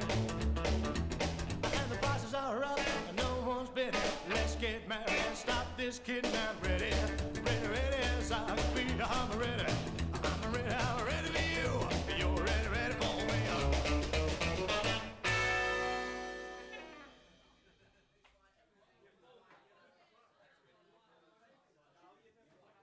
Hey, baby, jump over here when you do the ooby dooby. I just gotta be near ooby dooby, ooby dooby, ooby dooby, ooby dooby, ooby dooby, ooby dooby, ooby dooby, dooby doo wah doo wah doo wah. Baby, you wiggle to the left, you wiggle to the right, you do the ooby dooby, and with all your might, ooby dooby, ooby dooby, ooby dooby, ooby dooby, ooby dooby, ooby dooby, ooby dooby, dooby doo wah doo wah doo wah.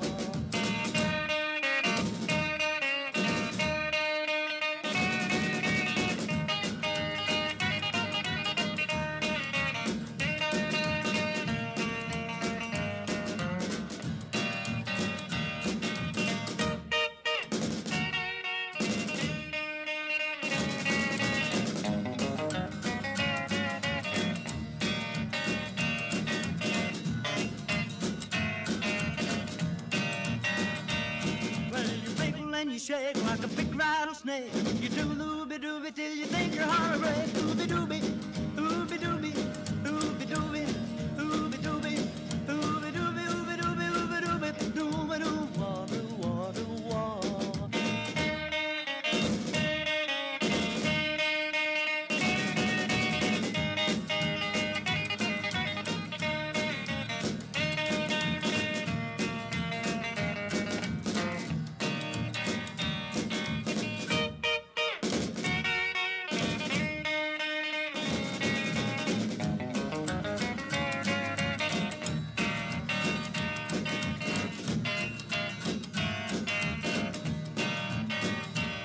Well, you've been strutting 'cause now you know how to do the ooby dooby.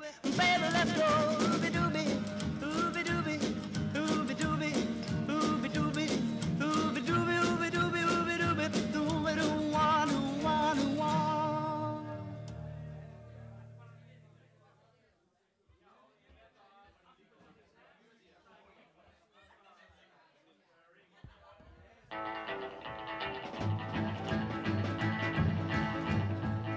Well, I'm sitting here wondering, that's what holds my clothes.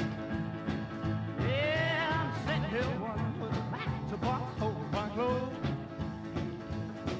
I ain't got no matches, but I got a long way to go. I'm an old poor boy, long way from home. I'm an old poor boy, long way from home. Guess I'll never be happy. Everything I do is wrong.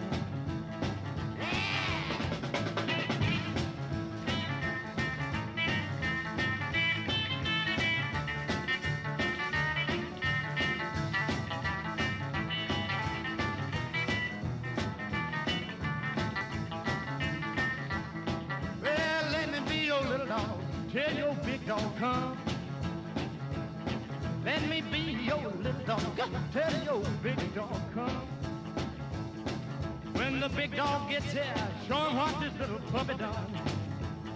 Well, I'm sitting hold my clothes. Yeah, certain little woman with a matchbox hold my clothes. I ain't got no matches, got a long way to go. Let her go, boy, go, go.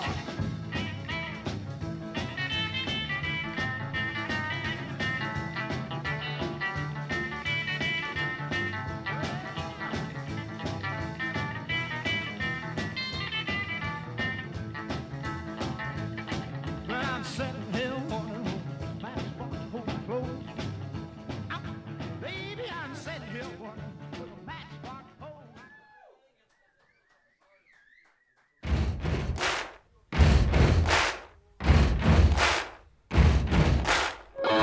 All right, ladies and gentlemen, are you guys ready for your second half of comedy? Come on, guys, it's Saturday night. You can do better than that. Are you guys ready for your second half of comedy? Welcome back to the stage, your host, Disney Oha!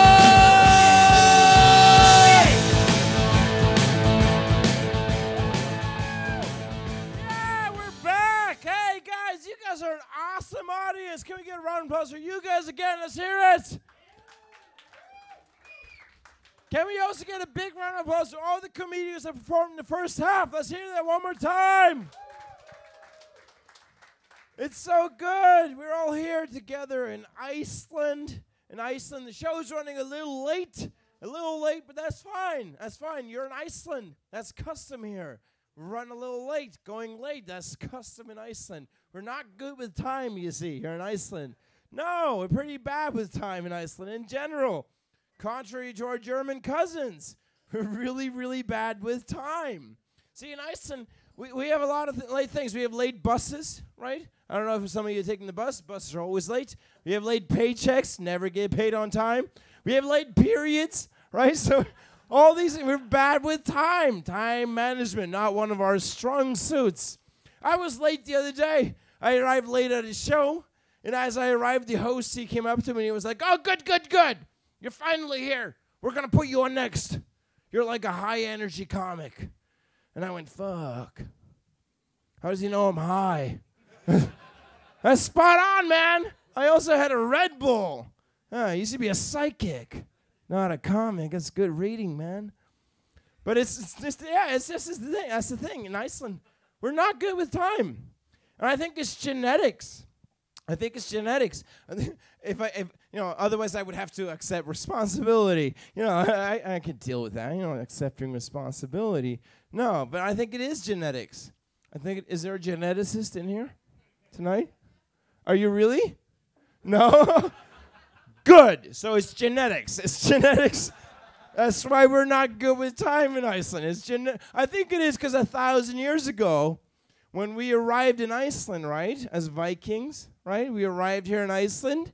We were sailing from Norway, heading for the great country of Iceland. Made a little pit stop in Ireland. Picked up a few broads. That's why we have redheads in Iceland and don't celebrate St. Patrick's Day. That's why. It's our only white guilt. That's the only white guilt we have in Iceland. But when we arrived in Iceland, how did you tell time? How did you tell time? We had 1,000 years ago, you had no clocks, right? You had no watches or stuff like that. How did you tell time? You used the sun, right? You used the sun. And if you haven't noticed, the sun in Iceland is fickle. It is very unreliable. It is not there most of the time. So imagine that you arrived here in Iceland 1,000 years ago. You arrived here definitely during the summer because contrary to most people's beliefs, we actually have 24/7 sunlight during the summer, right? So you arrived here in the summer. Oh, it's paradise on earth. It's so good. Eternal day, right? Paradise on earth. And then winter rolled along, and God abandoned you. So imagine that. 1,000 years ago, you were going like, Johannes, what time is it? There is no time. It's abandoned us. Is there anyone in here from like a country that has the sun all the time? A very sunny, warm country.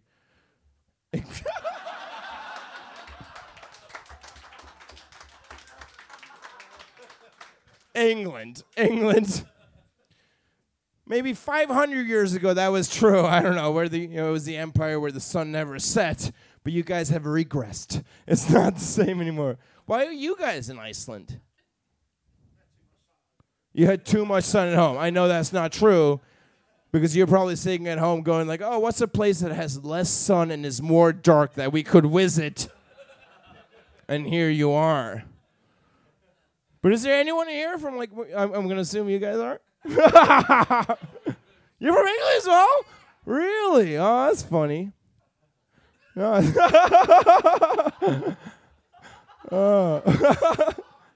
mean, I loved you in the movie 300. You were also...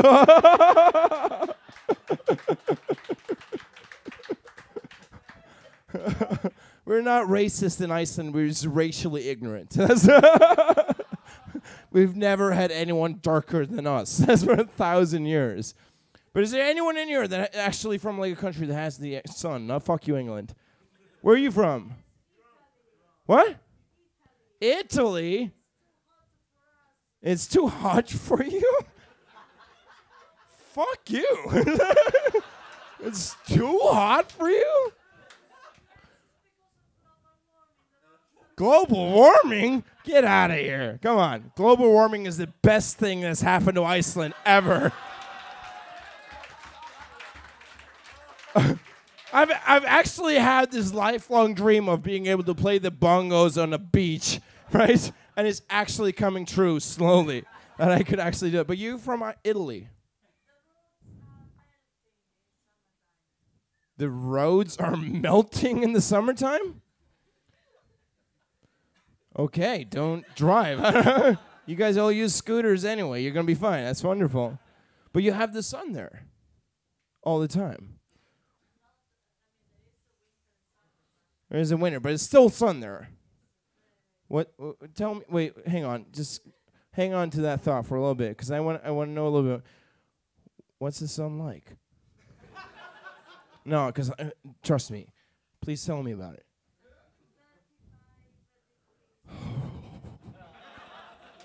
It's what it's warm. It hits your skin and it makes you feel. That's so nice. That's so good. Oh, it sounds so great, and you're still complaining about it. Because here in Iceland, we don't have the sun a lot. If you look at this picture on the wall and this one, this is actually pictures of the Icelandic summer. These used to actually be pictures of the Icelandic summer as well, but then they got the local orphanage to draw on them for some reason. So. But here in Iceland, did you know you're visiting, right? You don't live here? You live here? Why? What did you do wrong?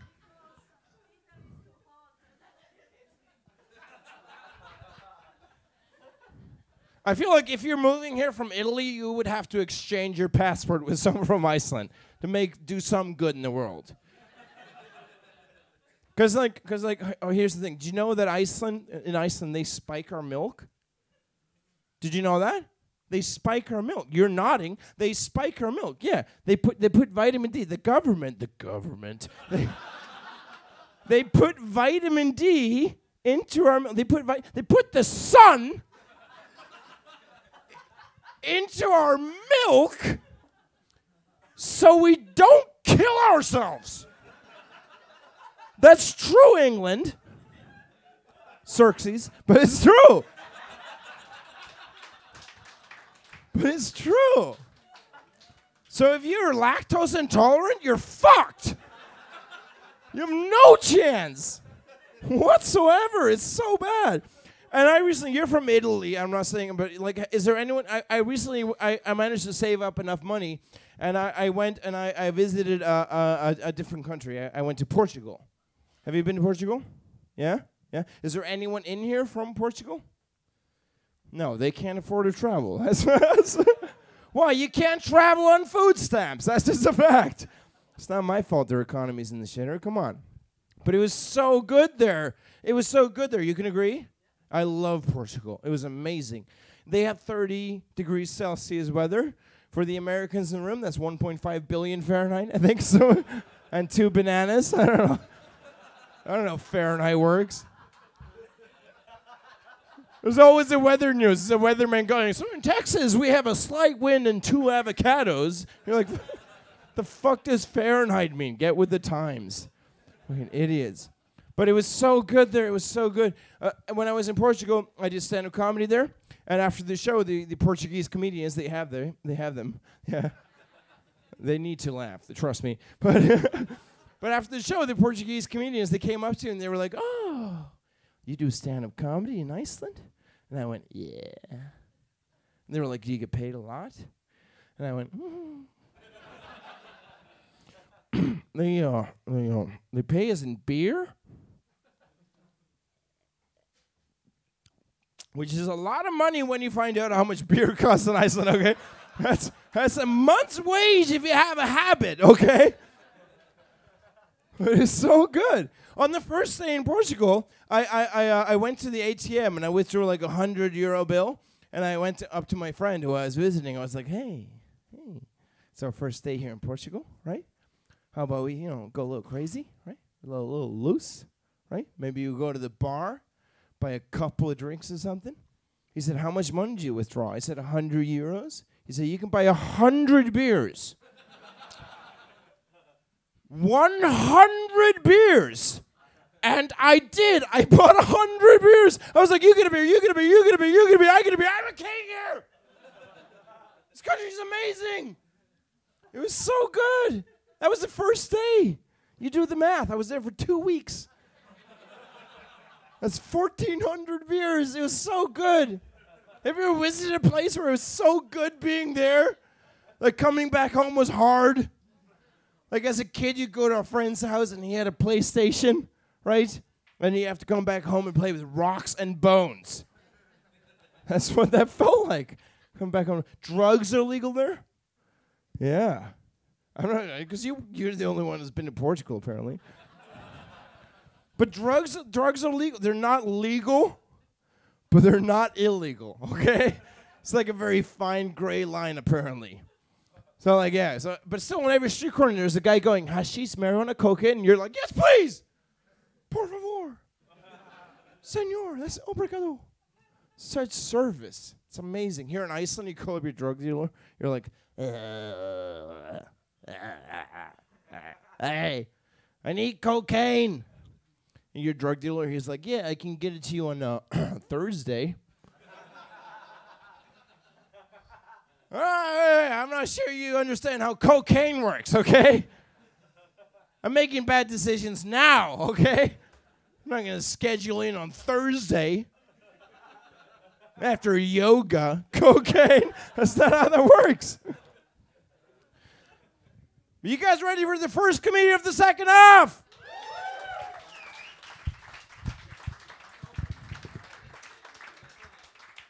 Next comedian on stage is my favorite comedian in the city.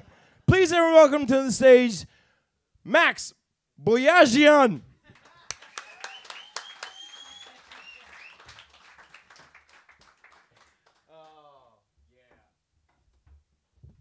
You guys heard that pause right before my last name, where it was just like, yeah, I know you had to think. Come on.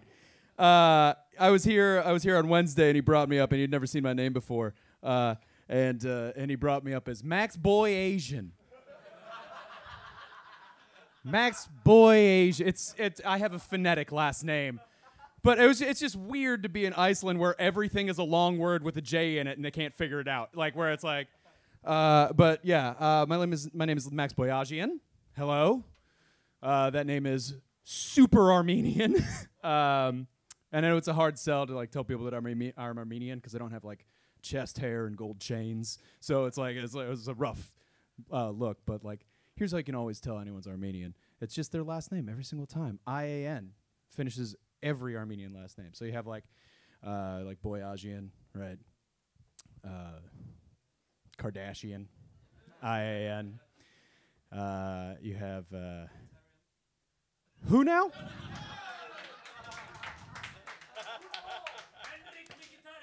Oh, cool. You're on that weird sport. Tight. Awesome.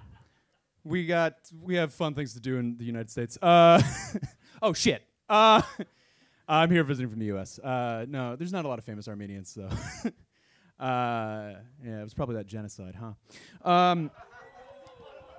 What? Huh? Oh, I'm sorry. If you guys didn't laugh at that, I'll just assume you're Turkish and we'll move on. You can leave. You can all get the fuck out and it's fine. They should just admit it. I'm a hipster and Armenian. It's fun. It's a fun thing to be an Armenian hipster because you get to be a dickhead about genocide. It's awesome because you're just like, oh, you guys are still on about the Holocaust? Well, this one's a little bit more underground. So hipster jokes don't work. Good to know. Good to know. All right, let's get personal with it. And a few months ago, I started getting into rope bondage. If anyone knows, I started getting into rope. Also, a few months ago, I became very single. So it was like less like getting into rope bondage and more like I was just learning knots. Yeah. I could have.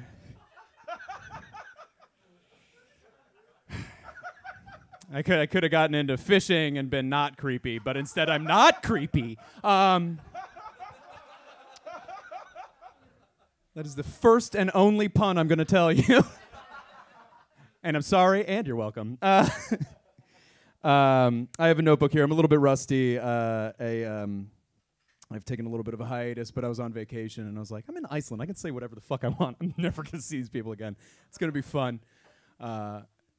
Actually, this is a weird thought I actually had coming into Iceland. There was like, I went on a tour, and like I heard the population of Iceland, and I got really American, like really quick, where they were just like, the population of Iceland is only 300,000. And they were like about 300,000. And I was just there like being super proud about shitty stuff where I was like, 300,000? We got more people than that in prison. I got so American about it, and I was like, wait, hold on. No, that's not cool. That's not cool. Right, yeah. Prison industrial complex. Good thing you don't have it. I like fast music about the devil. That's a thing about me. I go to a lot of metal concerts, like heavy metal concerts, and oftentimes I'll wear like a patch vest, like a vest that's made of denim and has a bunch of patches with bands on it and things like that. And I'll just wear it for the whole day because I don't want to dress up. I'm just like, I'm wearing a patch vest today. It's fine. But it always ends up being really weird if like any establishment that I go into wearing like a denim vest with a bunch of patches with band names that have like skulls with knives in them and things like that. And I understand that it's intimidating, right? Like I'll walk into a place and it's just like, this is kind of scary. Like I get that. But here's the thing. You don't ever need to be intimidated about anyone wearing a patch vest ever. Because here's the deal. This is all wearing a patch vest is you walk into a place and it's you just going like, hey, you, hey. Do you like this band? They're my favorite. Do you want to be friends? Eat some popcorn? I love this band. I want to talk about this band. Right? Heavy metal culture also does not fly in Iceland. Cultural barriers exist. Okay. All right. I was going to do this the last time I was here, and I didn't get a chance to. So the rest of my set is just going to be a story about how I'm bad at social interactions. And it's going to sound weird, but just stay with me because it's how I'm bad at social interactions. Does anyone here love drugs? Very cool, very cool. I was late to the drug game. Like I didn't do drugs until I was in late college, like in my 20s. And the reason why is what happened is I went to a college in Florida. If you've heard of Florida, think of the college in Florida as your middle school or grammar school, whatever. But I went to this college in Florida, and all of my friends did drugs, and I thought that I was better than them, so I didn't. And then meanwhile, when they were like doing like, smoking weed and doing coke and all this stuff, I was drinking a handle of whiskey to myself every weekend, just like, enjoy your weed, idiots, blah, blah, blah. Like, being a total monster and not seeing the irony there.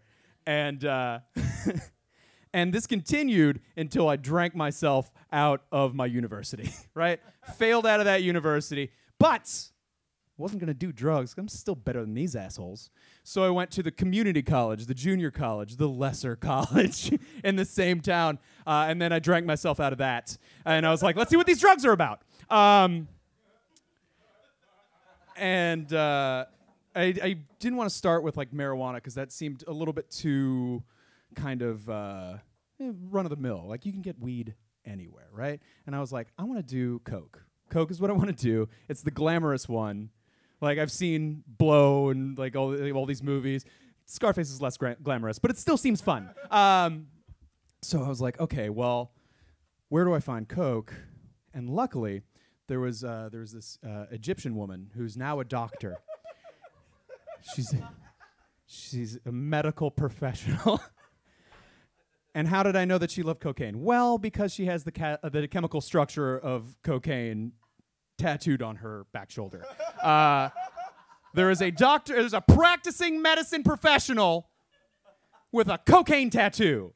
And it was her birthday that weekend that I failed out. And I was like, okay, I got the idea here. I'm going to go to her birthday. And I'm gonna wait it out. I'm gonna, wait for people to kind of get out of the room and not be a dickhead about it. And I'm gonna go up after when there's just a few people. And I'm gonna be like, hey, what about the?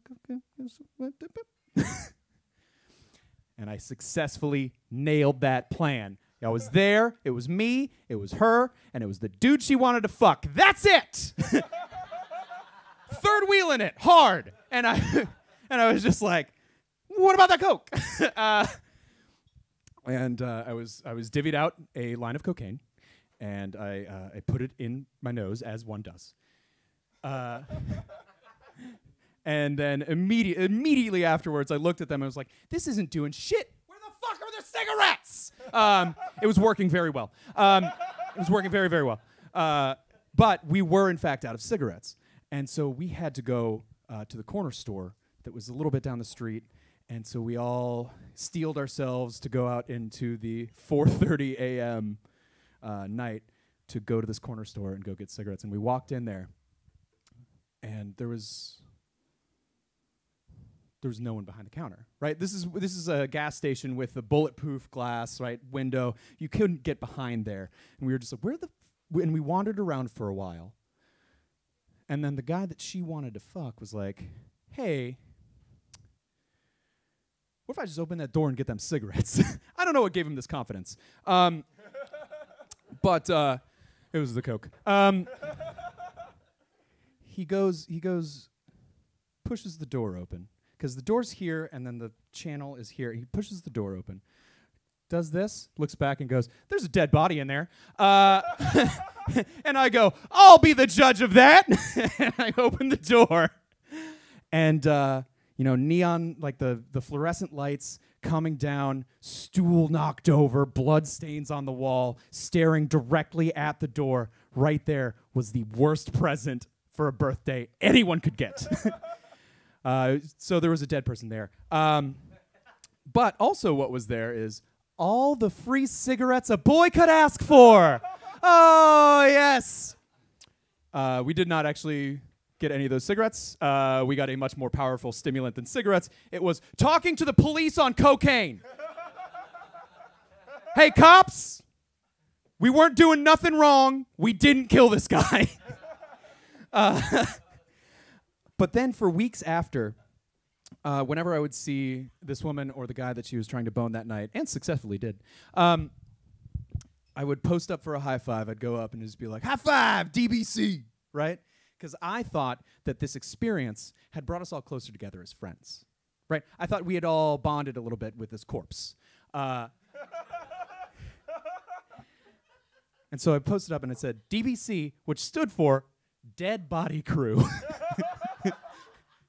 But hey, DBC! And the girl was fine with it, but she sat me down after about 2 weeks of doing this at a bar, and then she was like, hey, you can't keep on doing this this guy was traumatized. And I was like, oh, okay, well, I guess he's a pussy, so I'll see you later. Anyway, thank you very much. Have a good night.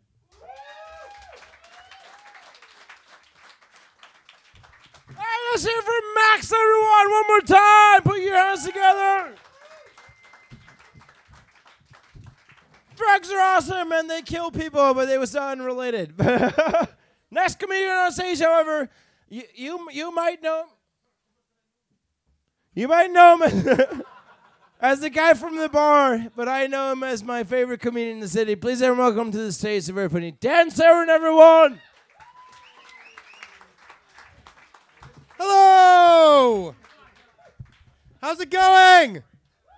Yeah, New Year's. It's the new year. I recently started a new relationship. Yeah, well, it's a long distance relationship with money. The thing is, I have a long distance relationship with money. I rarely see it, and when I do, it's not for very long.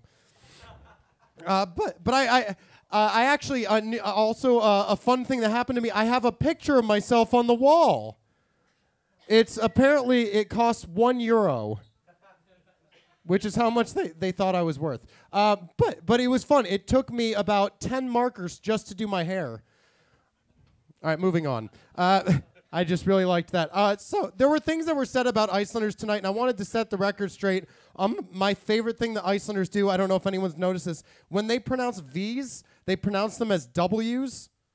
And this like really, really big buff guy came up to me one day, and he was just like, dude, we came from Vikings, man. We came from Vikings. And I was just like, aw, does the Whittle Viking want to say something? I love living in Iceland, though. Like I have a friend who's a police officer back in the States, and he came to visit Iceland and was just blown away by the lack of police officers. And he was just like I don't get it though. Like the police don't carry guns here, and I'm like, why would they need a gun? And he's like, well, what if someone comes at you with a knife? I'm like, then we'll call their mother.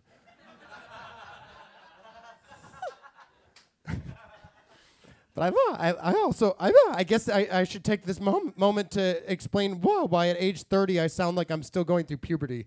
I have Tourette syndrome, which is why I also sound like a dog squeaky toy every once in a while. I have this weird tick where like my hand shakes a lot like this, and it's very common with people with Tourette syndrome that we try to suppress our tics by like tensing muscles and stuff.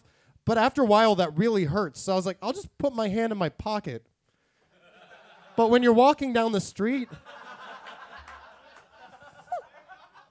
and it's a great way to get rid of people at a bar. I sit down and they're just like, I am not sitting next to the masturbator. I am out of here. But I got thinking, like, could you imagine if like certain celebrities had the same tics as me? Like, take Obama, for example. Obama has pretty much the greatest speaking voice ever. Imagine him when he was president being like, my fellow Americans. We have a serious problem here in the States, and we need to start taking things seriously, because at the end of the day,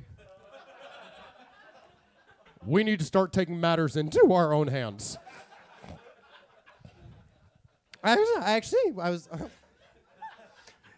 It's perfectly fine to laugh at this, by the way. I lived my whole life being embarrassed of having Tourette syndrome, but seriously, when you have a voice that makes hide and go seek very difficult, it's funny as fuck. I actually did I had a tick for a while where I did like the like that kind of sound, and at one point someone thought I farted, and I decided to commit with the fart because I thought that was less embarrassing than having Tourette syndrome. And one of my friends just turns to me and she just goes, wow, there is no smell to your fart. That's incredible. And I'm like, that's what you're thinking about right now?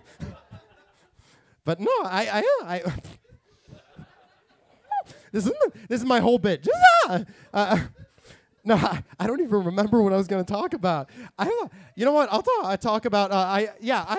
Recently I was talking to a therapist though, and she was asking, like, we were talking about things, and she thought maybe I had multiple personality disorder. Does anyone know anything about multiple personality disorder? I'm asking for a friend. I suppose friends. but I love though. So like someone brought up Polish people earlier, and I want to set the record straight because like people always talk about Polish people in Iceland, and you know I had a friend who was just like, I don't get it. Well, like why do people make fun of Polish people in Iceland? And I'm like, well, essentially Polish people here are like the equivalent of a Mexican moving to the United States. And it was that reaction, and the Icelanders were like, well, that's not really true. And I was just like, well, let's put it this way. If Polish people didn't exist, none of these buildings would exist. This country would be fucking empty. So thank you, Polish people.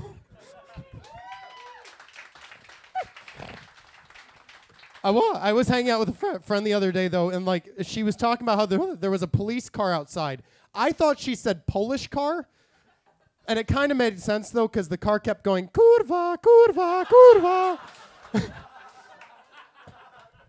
I love the like, since I've lived in Iceland, I've been like told, I've been asked if I'm from over 30 countries, including the one American that was like, are you from the country of Asia?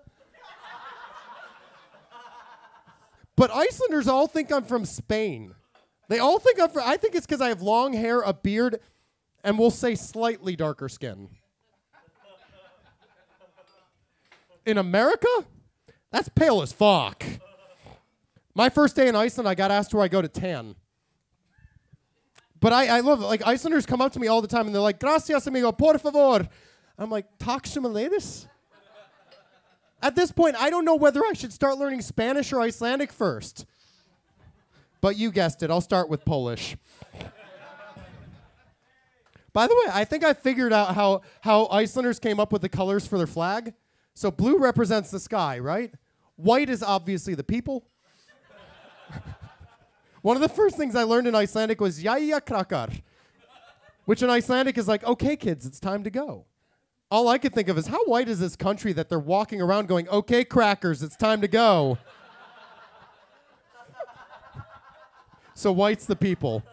And then there's red. Red symbolizes the color that the people turn when they go on vacation.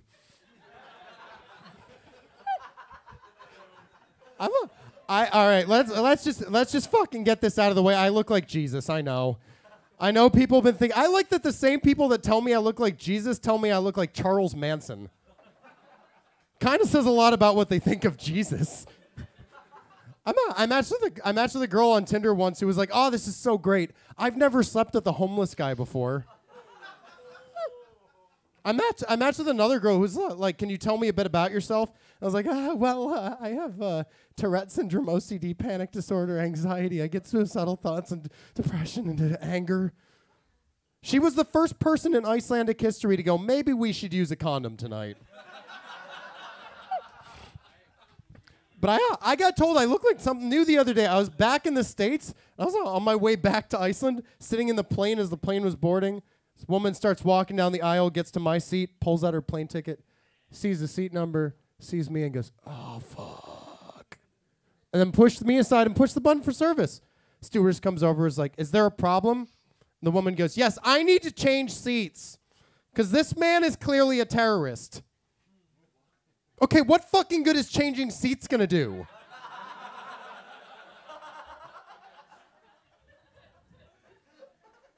I mean, like, you believe a terrorist is on your plane in your mind? How'd you think this was gonna play out? The captain was just gonna get on the intercom and be like, ladies and gentlemen, welcome to flight. He had Tourette's too, let's get past it.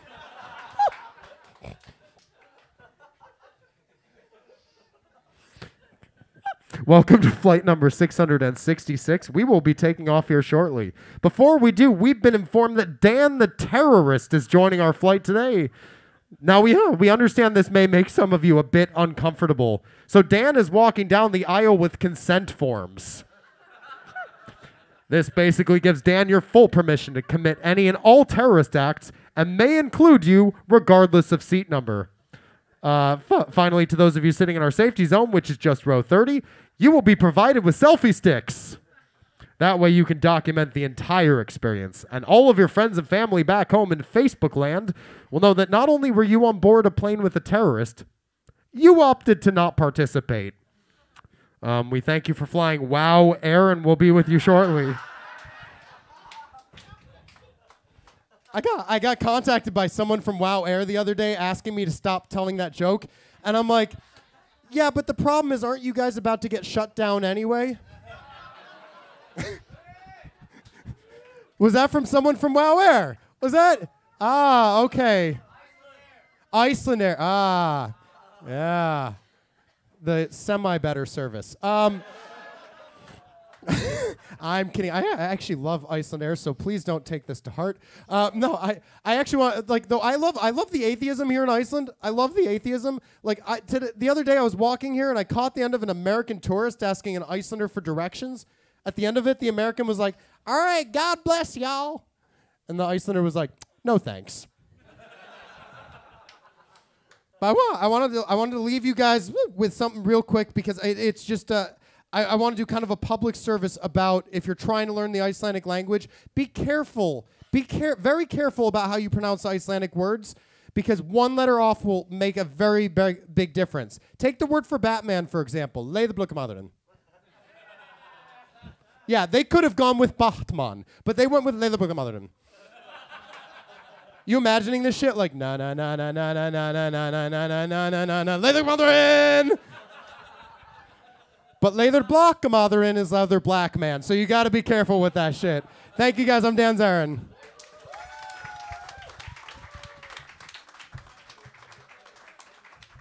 Dan Zarin, everyone! Let's hear it one more time.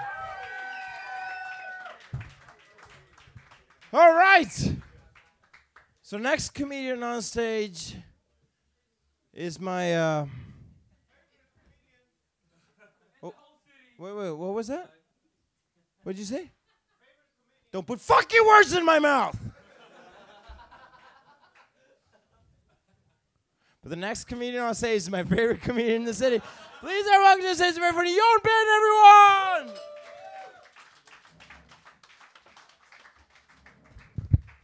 Hello, Reykjavik! Oh, come on. Hello, Reykjavik! Yeah, I think that line makes me seem like I'm quite cosmopolitan. Truth is, I don't leave Reykjavik that much. Where are my tours at? Obviously, you guys, sorry. You've done the Golden Circle, right? Yeah? How was it? Boring? Yeah, I haven't. And it's probably because, yeah, I think it's boring. I've been to the Blue Lagoon. I went there to have intercourse. Now, I know what some of you guys are thinking. You're thinking, yikes, this guy wants to multiply. Don't worry. I pulled out. That same day, Beyonce was at the Blue Lagoon, so here's hoping for a mulatto baby.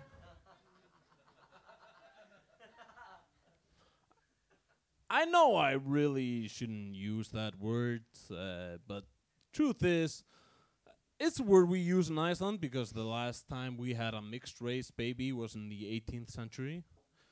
Half Icelandic, half Danish. Yeah, they wanted to lynch it, but they couldn't find the tree. Now, I'm gonna get real with you guys. This is usually the time when people start walking out of my set. And they tell me, you know, you can't tell those jokes. You have white privilege. Do I? You know, I'm Icelandic. And in Iceland, before the tourists came, it used to be a real shithole. My grandmother, actually, yeah, she used to live in a hole in the ground. And not just her, everyone 100 years ago, yeah, they lived in holes in the ground. We weren't like the N-word of Europe. We were the M-word of Europe. We were mole people. You know that island off the coast of India, where they killed that a Christian guy. Yeah, they had more privilege than us. They had more privilege than mole people, obviously. They lived above ground. My grandmother, she wanted to get an abortion with my dad. She couldn't because Iceland didn't have hang code technology. So she took the boat to Denmark. It took 5 months, but she still tried. Obviously, it failed, and they lost the hang code up there. So when my father was born, it was still stuck to him. The greatest thing ever would be if he was gay. He would be like, "Oh, honey, the last time I touched the vagina, I was so ready to come out of the closet, I still had the hand code stuck to me." But he isn't gay. He's a conservative. All he talks about is like, we should go back into the holes. Now, my name is Jon. It's the Icelandic for John. It's basically the most boring name ever. I work in a pretty boring 9-to-5 job. My wife and I, our sex life is so boring. Our safe word is stop it.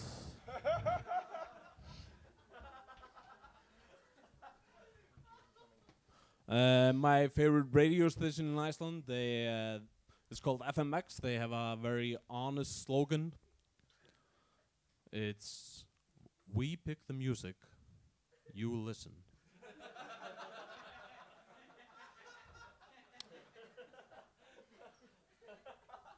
My grandfather, he's in an old people's home, and apparently they have somewhat of an STD epidemic. Yeah, he called me up last week and he told me, "Jon, I now have hearing aids."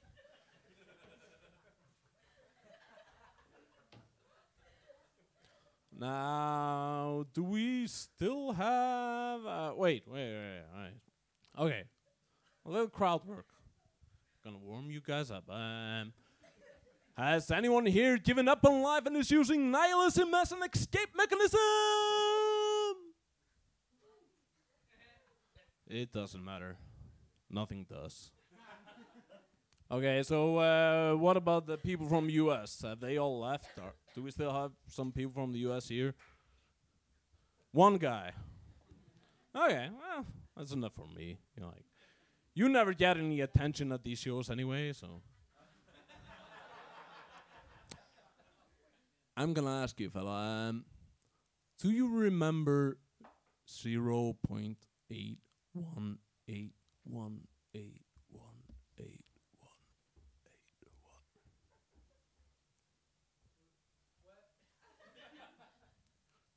Don't remember that? Okay, that's kind of strange. I thought you people from the States always said, "Let's never forget 9 divided by 11.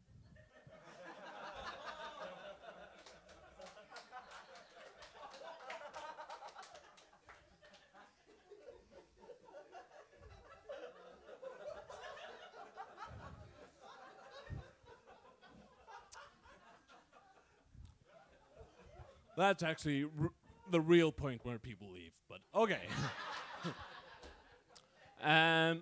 Sometimes I get the question, "Are you really married? I don't see a wedding ring." And it's true, I don't wear a wedding ring. I don't believe in that kind of shit, you know? I don't believe in proving statements with jewelry. I don't want to be walking down the street and a bum asks me for money, for him to be able to say, "Oh, you said no? Well, you're not wearing your amulet of poverty."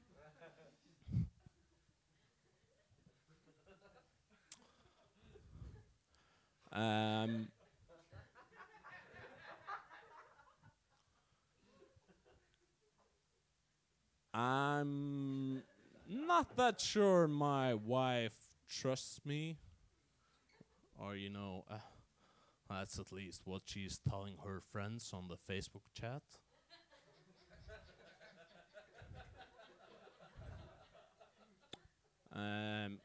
Obviously, now that I'm married, we have a joint account. I don't really like it. She's the one that does all the weed. I'm sorry, guys.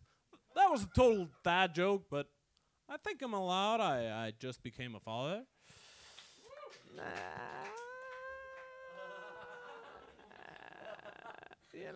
I don't really feel that way. But it's kind of nice. I like seeing what the other side of disappointment looks like. I wasn't really prepared to be a dad. The only thing I had prepared was like the dad bod. But I've been trying to get rid of that. I've been playing badminton. Yeah, I recently hurt my shoulders, so now I can only lift my hand up to here. Yeah, it's one of those times in life where you think to yourself, well, I'm glad I'm not a Nazi. Equally bad would be if I was really mad and I was trying to describe it. I would say, well, I've had it up to here. Just make me seem like I was mildly irritated.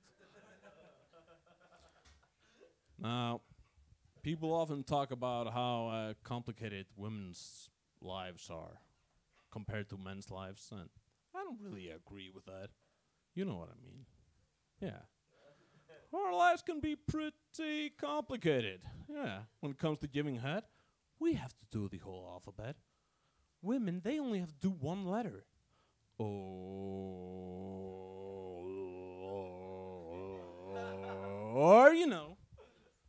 sometimes they get a little international. They throw in like a Danish show in there. I'm Jon Ben, thank you!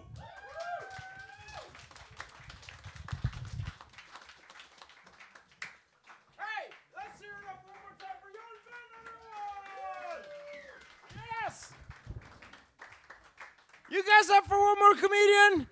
Yes! The last comedian of the night. He's also one of my best friends in the world. And again, I wouldn't just say this about anyone. That would be so weird. But he's one of my favorite comedians in the city. You guys are all going to love him. Please welcome Arthur Dahn, everyone! Keep it going for Gisli Johan.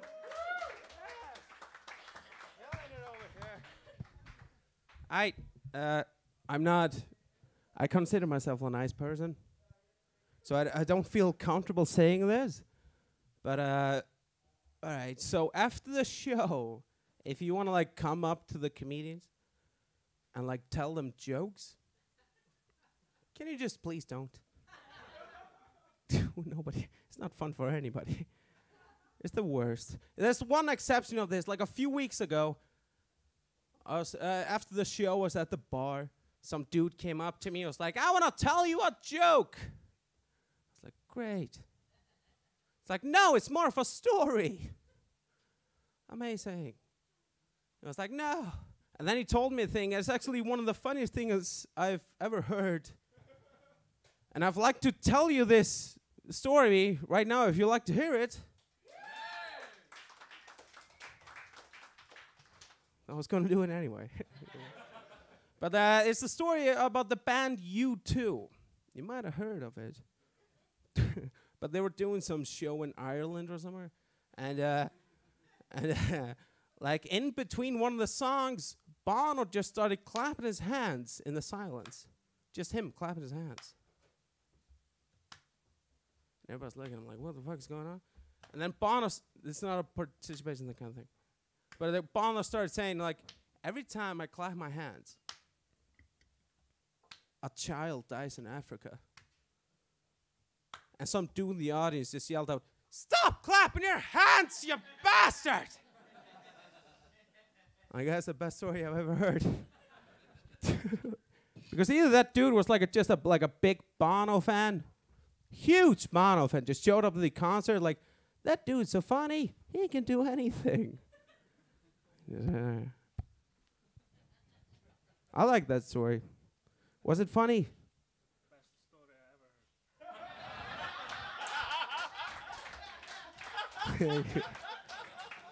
Jesus. He should have the mic. I also fucked it up. I don't know. Oh, it's weird. How many Icelanders do we have in the room? By a round of applause. Icelanders. You're an Icelander? Do you know what Hauganes is? No. It's my hometown. It's my hometown. Where are you from? Nah, nobody cares about you. Now, do you know what Hauganes is? You do? Oh, okay, you don't. It's a town. I grew up there. It's my hometown. It's a town of 150 people. So for the first 15 years of my life, it was just me and 149 other people. That will fuck you up for life. I grew up in such a bubble. I didn't know what alcohol was, and I was 12. The concept of alcohol didn't exist in my brain. It was weird. I remember this one time, my parents had a party at our house. I was probably 9.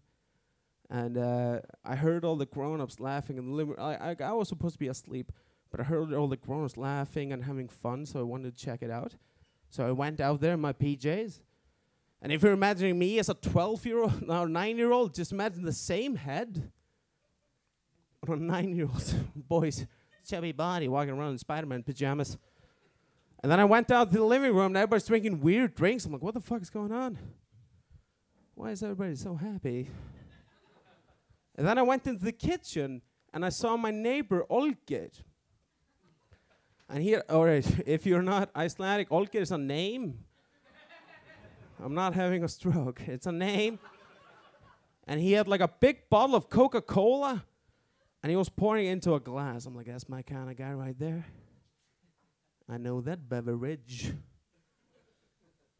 And then he pulled up a flask from his jacket pocket with a clear liquid in it. I started pouring into the Coke. I'm like, what the fuck is he doing? Then my mom came in and says, oh, she puts me in bed? I was like, Mom, calm your tits. Nah, I don't talk that way to my mom anymore.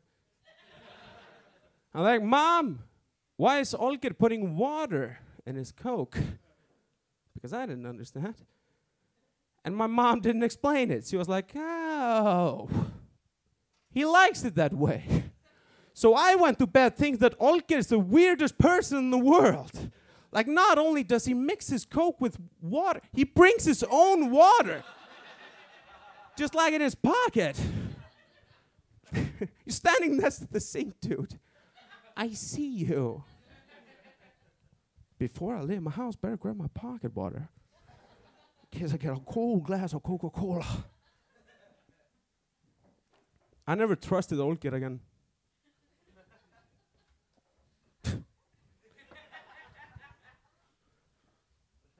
No, I didn't think about it for years. It was always somewhere in the back of my head, Olgir's a weirdo. I didn't think about it until a year ago. I went to the movie theaters. You've been there, right? I don't care. No, I'm sorry. Now, I went to the movie theater with my friend, and he asked me, oh, you gonna get some popcorn or something? I was like, yeah, maybe some nachos and a Coke. And he was like, don't get the Coke from the machines, because they add water to it. And I said, well, some people like it that way. He was like, what? Yeah, man, Olgir. He was a weird cat. When I think about him as an adult, he used to bring his own water, in his pocket. It was weird. He had it in a weird bottle too. It was like a flask. It was more like a vodka bottle, and he used to pour it in the Coke and.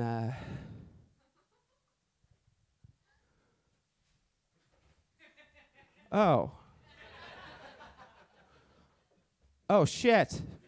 Then I just had a mental breakdown in the middle of the movie theater, my whole life is a lie. Olgert is like to party. This is Olgert. Welcome Olgert to the show. He's sitting right there. Really? Yes. You guys are his friends. Come on. What is this, water or Coke? Both. All right. Now, this is going to sound weird, but for the first time in years, probably since like 2012 or 11 or something, I don't know, I went to the bathroom without my phone.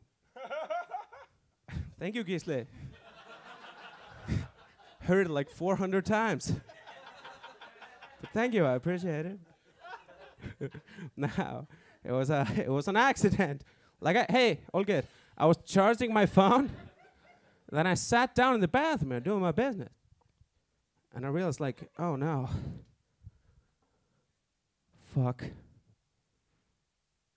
This is gonna be super boring. I'm gonna have nothing to do now. So just out of boredom, I started counting the tiles on the floor. And I was using my brain for the first time in years too, so it was super easy. Just 6 tiles, 6 tiles, 36 tiles.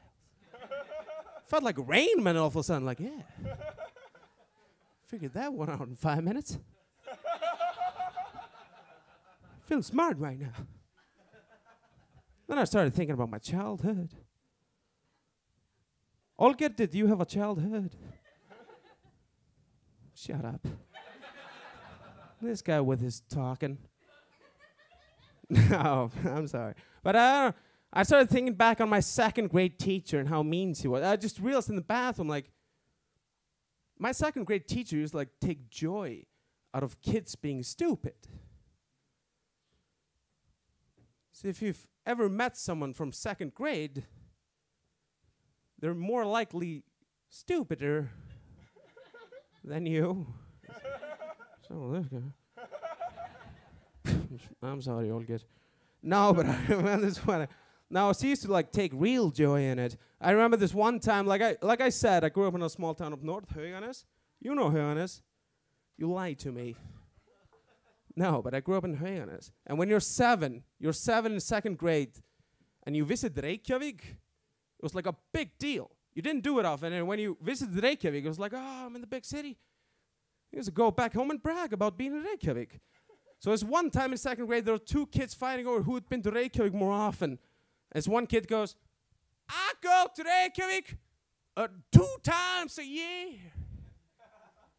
And this kid, Esther, just blurts out, I've been to Reykjavik 1,000,000 times. And the teacher, without missing a beat, just goes, really, Esther? 1,000,000 times. She didn't break eye contact as she was picking the chalk for the chalkboard. How old are you, Esther? Esther knew she fucked up too. Gosh, yet I'm 7. You're 7 years old. That's 7 times 365, Esther. You've been alive for 2,555 days. Which means, if you go to Reykjavik 2 times a day, every day of your life, you've been there roughly 5,000 times. You would actually have to go to Reykjavik 400 times a day. Every day of your life, just to have been there 1,000,000 times. Hey! Look at me! The math doesn't check out, Esther. And we were 7. We were 7 years old, Olgert. So we were thinking like, the teacher seems kind on us. No, we were thinking, Esther's a fucking idiot. 1,000,000 times? Lying bitch. No, we actually never saw Esther much after that. She kind of disappeared. No, this is true. I actually met Esther like a couple of months ago. This is all true. Sure. I met her, and she just recently moved into town. And not to Reykjavik, she moved to Kópavogur. You know what that is? Liar. She moved to Kópavogur, and she told me like every day she jogs down to the sign where it says like, welcome to Reykjavik. And she just... That bitch. She'll regret the day. So she's doing great. All right, you guys have been great. Enjoy the rest of your evening. Thank you.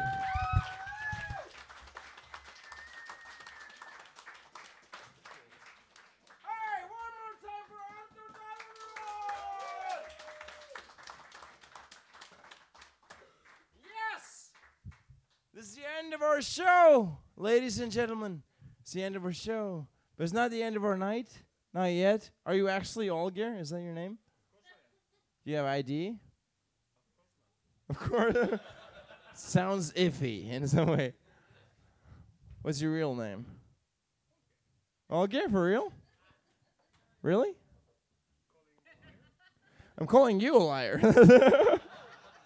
No, right now. Hey, Olger, can you sing? No, good. Because we have karaoke afterwards. Yes. Is there anyone in here who can sing? Who's really good at singing? You're good at singing? Get the fuck out. No, I know you are. Karaoke's for the rest of us who can't sing, okay? It's our time to shine. Oh, if you can sing, go do it in a band, you fucking loser. But we're going to do karaoke afterwards. It's going to be awesome. The bar is open till what, 3? 3? Yeah, it's going to be awesome. It's going to be so much fun. But this is the end of our show. And at the end of our show, I want to ask you guys, for 3 final rounds of applause. I want to get a big, giant round of applause for all the comedians that performed tonight. Let's hear it for all of them. It's been so much fun. It's been so much fun. It's awesome. We're in Iceland, an island in the middle of the fucking North Atlantic, and we can actually have a great time, comedy time in English. It's amazing. I also want to get big round of applause. Olger, shut the fuck up. I know you're talking here. That's why I'm fucking talking to you right now. If you weren't talking right now, I wouldn't be talking to you. It's so simple. But I want to, the second round of applause, I wanted to be for the Secret Cellar and his staff, for David, and for Bjarni, and for Kormakur and Dan. This is the first and only comedy club ever in Iceland. It's amazing. It's so lucky that we have it. Let's hear it for them, for letting us host these nights here. That's amazing.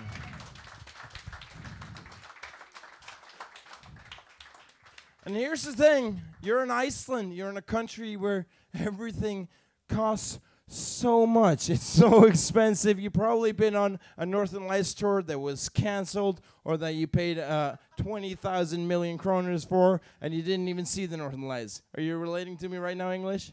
That's good. But so it's in Iceland where everything costs so much. And this show was completely free. It was so free. It was so free. All you had to do is buy drinks and have a good time. So what I'm asking you, if you like this show, please put something into this box. I'm begging you, put something in this box. Maybe put some coins or cash or condoms, Olger, or scrap metal or anything that has a resale value. We accept it. We really accept it. And I know you're in Iceland and you probably don't have cash unless you're buying drugs, guys. So definitely put drugs in the box. We really accept the drugs. Definitely put the drugs in the box. If you like the show, put something into the box. If you hated the show, guys, you need to stop taking stuff out of the box. It needs to stop. It's not strawberries anymore, okay?